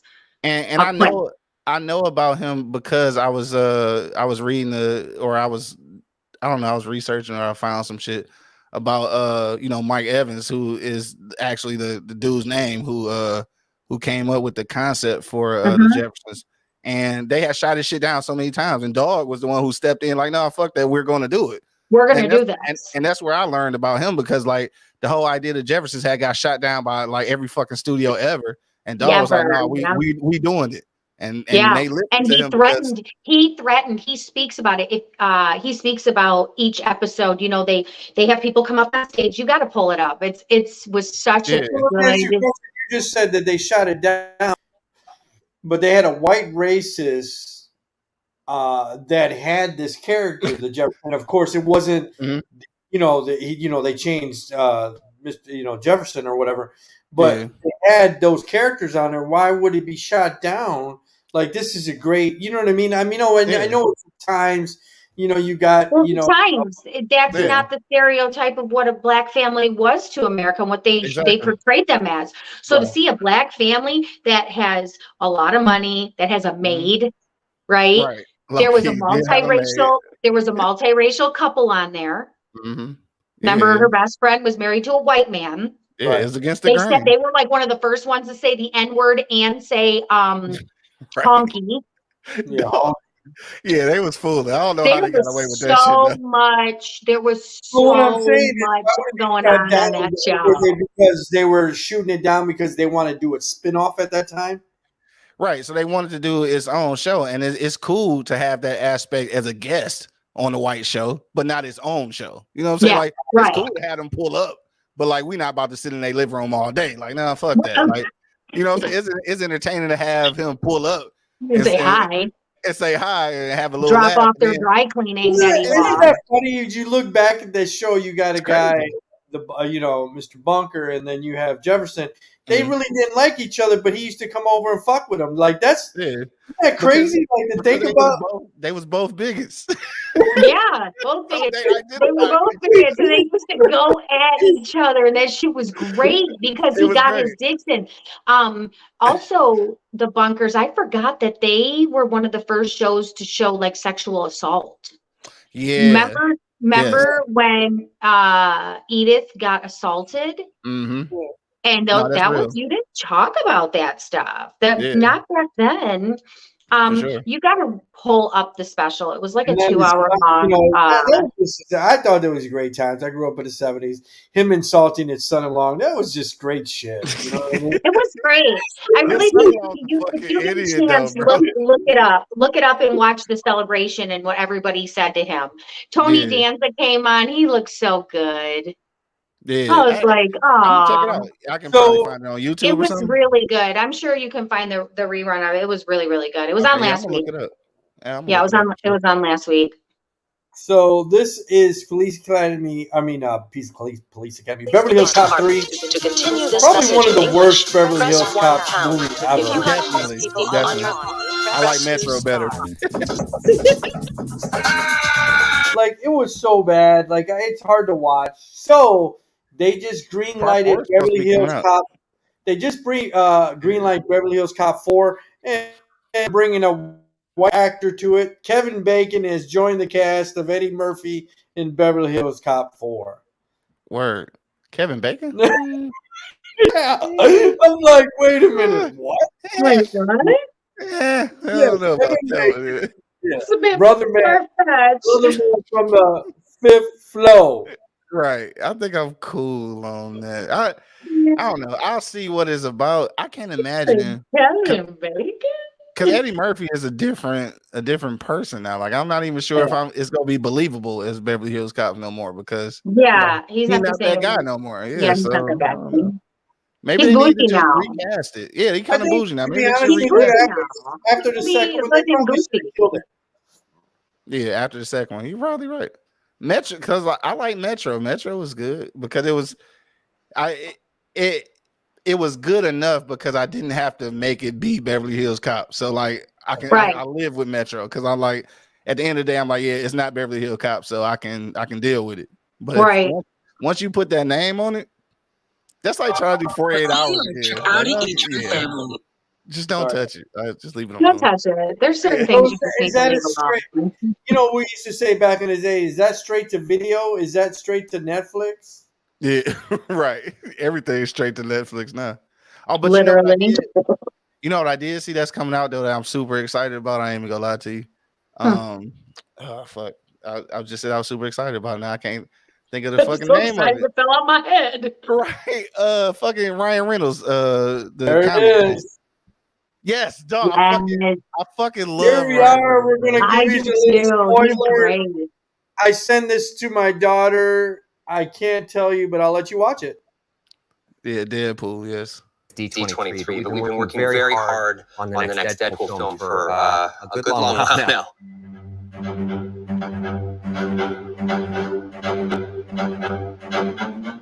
I got places to be, a face to fix, and bad guys to kill.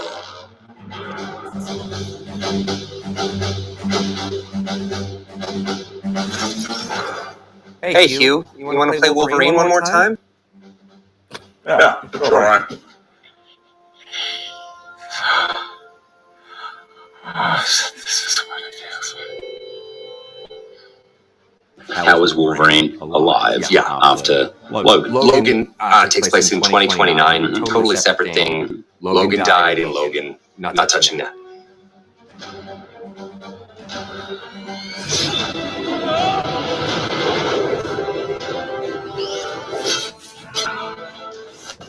X-Force. Isn't that a little derivative? You're absolutely right. What actually happens in our film is these two.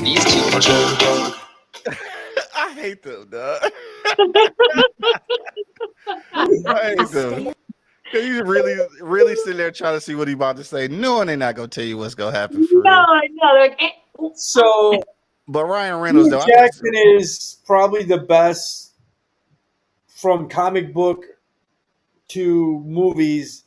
I would say the only guy that could ever play Wolverine. Yeah, I can't see nobody else doing that shit now. Yeah, for him to do this one more time. Yeah, great. It's gonna be class. I can't fucking wait. Ryan Reynolds, though, I fuck with Ryan Reynolds heavy though. I'm talking about. I seen his interview on David Letterman. I don't know if y'all seen David Letterman's. I fucking love Ryan Reynolds, dog. Like, he's like the coolest person. Like, I really want to just talk to him. Like, right, like can we just be friends? I want to hang out with you. Maybe hang out with you and your wife. Like, you're cool as fuck. Cool as fuck, bro. He's cool as fuck. And he's a pretty decent actor too, though. Like, yeah, I know he's a great actor. He's cool. He's smart. He's fucking hilarious. Just hilarious, dog. For sure. Yeah. Without even trying hard though. Wise too, right? You hear some of the shit he says, you're like, bro, you're fucking solid. You're solid dude. As goofy as he act, like he hella smart though. Hella smart, yeah. For sure. He's great. I can't wait. Yeah. So last story of the night, spooky season is upon us. We're entering October, 31 days in there where, we celebrate all the good Jasons, Michaels, Freddy's. Scariest house on Airbnb is Hocus Pocus Cottage. Tori says she wants to stay there. Don't forget your knickers and twists in just a haunted Airbnb. What did you say? Don't forget your what? Knickers. I was like, no, this motherfucker did not. He didn't say that. What the fuck? I said knickers. Come on. I need to pronunciate a little bit more. Okay. Sorry. I need that K to come out. Knickers. There you go. It still sucks, but okay, better. I'm sorry. I'm from Detroit. What do you want from me? All right. Back to the story now that we've got clarification and me and Q almost fell the fuck out. I knew you was but it looks like a cool ass fucking. It looks pretty cool though. Yeah, where's it at? Where is it? Let's go determine whether I would go or not. Yeah. Oh wow, really? Yeah. Well, I mean, how much is airfare? Where are we going? Not just that, just where Can it I- is. Well, Geographically. can I drive? Well, I mean, yeah, it's determined where it is, but not as much as how much. Salem, Massachusetts, the fucking witch place. Oh yeah, I'm going. Hell no. I'm going. It's in Massachusetts. Salem's lot ass. Oh yeah, totally. That's on my bucket list is to do the Salem witch tour. Hey, let me know how it was. I'm not. I fucking will. around. I'm gonna go live. I'm gonna tag you. We're gonna do correspondence. Listen, those women were called witches, and I'm a witch. I'm a good witch. No, that's my thing though. Like, I'm not even. It's not the witch thing. It's the evil spirits that's in that area because those Save have to be yourself. You're okay. They had to be some evil motherfuckers to do the shit that they was doing to those people. Damn, yeah, they were evil. And that evil spirit is still there. Well, save yourself. I guess, fuck that. They're not going to come after me. I'm powerful. Tori, send me a postcard. I'm not fucking. I will. I will. And don't tag me to live. I'm not watching that shit. I'm gonna click that button. Remove tag. Report. You're staging your phone. You're like, fuck this bitch. I mean, I want to go, but I see a lot of white people there, which is kind of scary. I mean, but it's Massachusetts. What happens in Salem, Massachusetts on Halloween? Just a little bit this year. Yeah. Does it matter? No. Clowns and skeletons and this guy? Oh my. Costumes. Just seeing everyone's costumes and showing off. We love Salem. Yeah. We just love Salem. That's fun, guys. Honestly, what's not to love? What happened? Lost my head. How? Got cut off. Year after year after year. Oh, I love the attention. I love the crowds. I love the people. Everyone's fun. There's always a good time. I went to the Salem. That was cool. Wizardry. Yeah, that was cool. I ain't gonna lie. That was good shit. Quite a few do, like the bakers from the Midwest. What in the world are you doing here in Salem? Halloween is the only place to be on Halloween. For others, it's a first. You're from Macomb Township. Yeah, that's right. We thought we'd dress up as some tourists tonight. So this is my first time. I don't know. I'm not going. I would like to go just to experience, but I'm gonna go. You guys don't gotta go with me. That sounds like a lot of white people. A bunch of Yeah. tiki towards white people. I'm Tiki gonna towards go. white people. I'm not gonna go on Halloween though. That's too cliche. I'm gonna go just like on a regular fall weekend or something in October. Yeah, End of September, October. I want to go. Are you dressing up cute for Halloween? No, I haven't done that in years. Well, I'm gonna tell you what I do, or what we've been doing. Something we started doing at my sister's house. We have started passing out candy. This is something I hadn't done in years, but like it's something we've been doing, or right before the pandemic when people could go trick or treating and shit. So that's kind of fun. And you know what? As an adult, I've never been to a Halloween costume party. Like never. Really? Never. I probably should do that one day. I used to have one, or we used to have one every year up until the pandemic. Really, honestly, we used to have one. Me or my sister or my family members, we would have one. And then I moved, and I just don't have the same amount of people to invite. So it's not really it's like, woo, you're inviting 4 people. Like, come on. I mean, and they're expensive. You get into it, and I'm the kind of person if Halloween falls on a weekend, I'm different costume Thursday, Friday, Saturday, Sunday. Oh, you're extremist. I am. As soon as September 1st hit, Halloween decorations were up in my house. Damn. And I'm actually gonna I do spurts, right? So decorations with some candy bowls, little decks, tables and stuff. And then October hits, and I do the outside and try to hang scary. This is a real thing for you. It's a real thing for me. It's a lifestyle.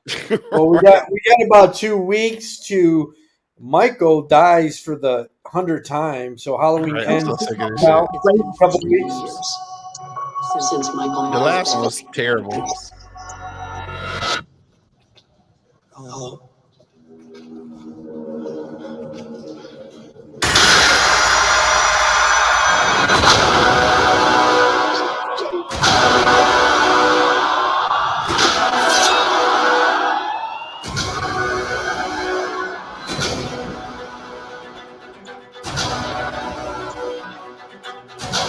certain I saw him watching me.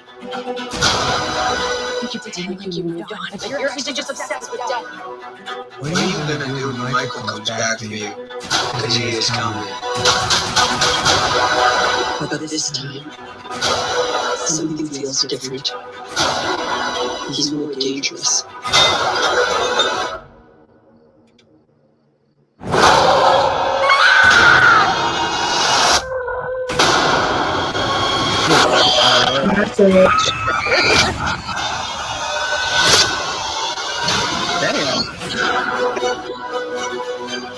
He killed my daughter. But tonight, I will kill him. Come and get me. I mean, this is always the setup. It's always.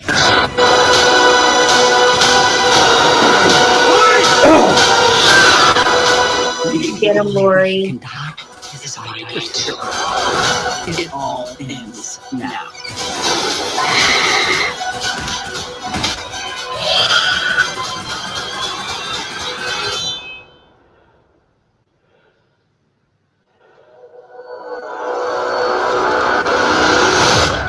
Oh, man, get the fuck out of here. Right, get the fuck out of here.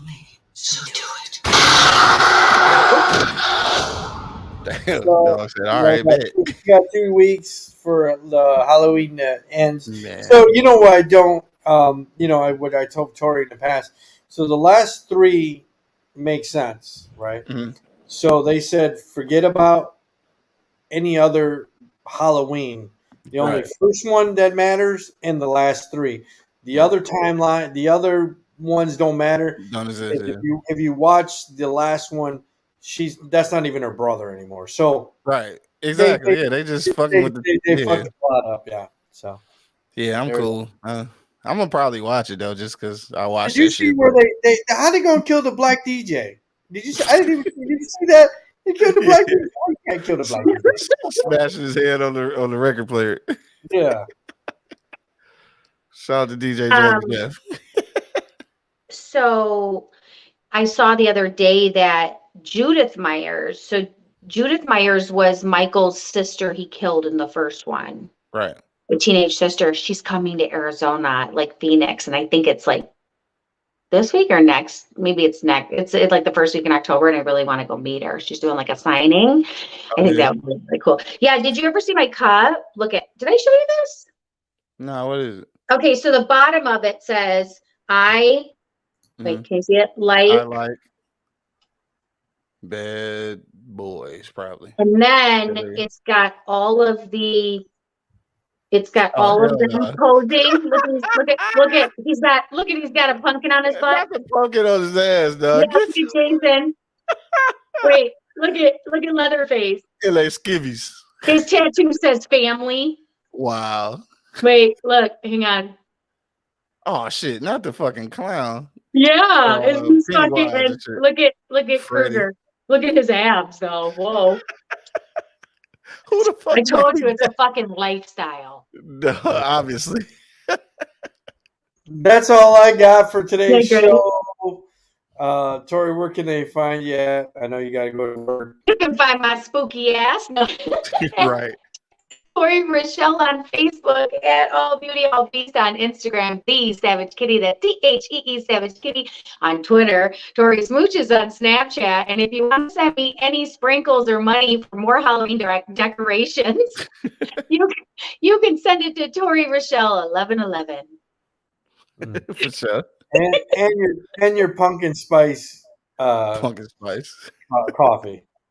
Yeah, I can go without that. I'd rather buy Halloween decorations. Q, where can they find you? Check me out on eblockradio.com and on IG at q.lewis313. You already know what it is, man. It's your boy Q Lewis holding it down live from the 48205. Red Zone, baby. Yeah. So Lions, they're gonna win this week, and I know they got a bye week coming up. They got a bye week. So they got a bye week this week? Fuck. No. I think after. Okay. Yeah. Real quick, I was so fucking mad on Sunday, and we'll just leave it at that. Yeah, we'll leave that shit alone. You can follow me everywhere on Dreek Swift on all platforms. My birthday is Saturday, so if you want to send me some birthday money, send me some birthday money. For sure. Happy birthday, my dog. Let's drink. Saturday, though. Yeah, I'm gonna be 39 on Saturday, so for sure. That's what's up, dog. Almost 40. Almost 40. Yeah. So there you go. You guys take it easy. I'm gonna play this video, and I'm out. Make sure you guys are always washing your hands and washing your ass. Here you go.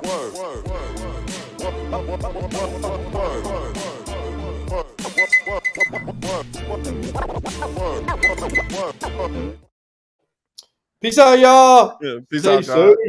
For sure. Yeah.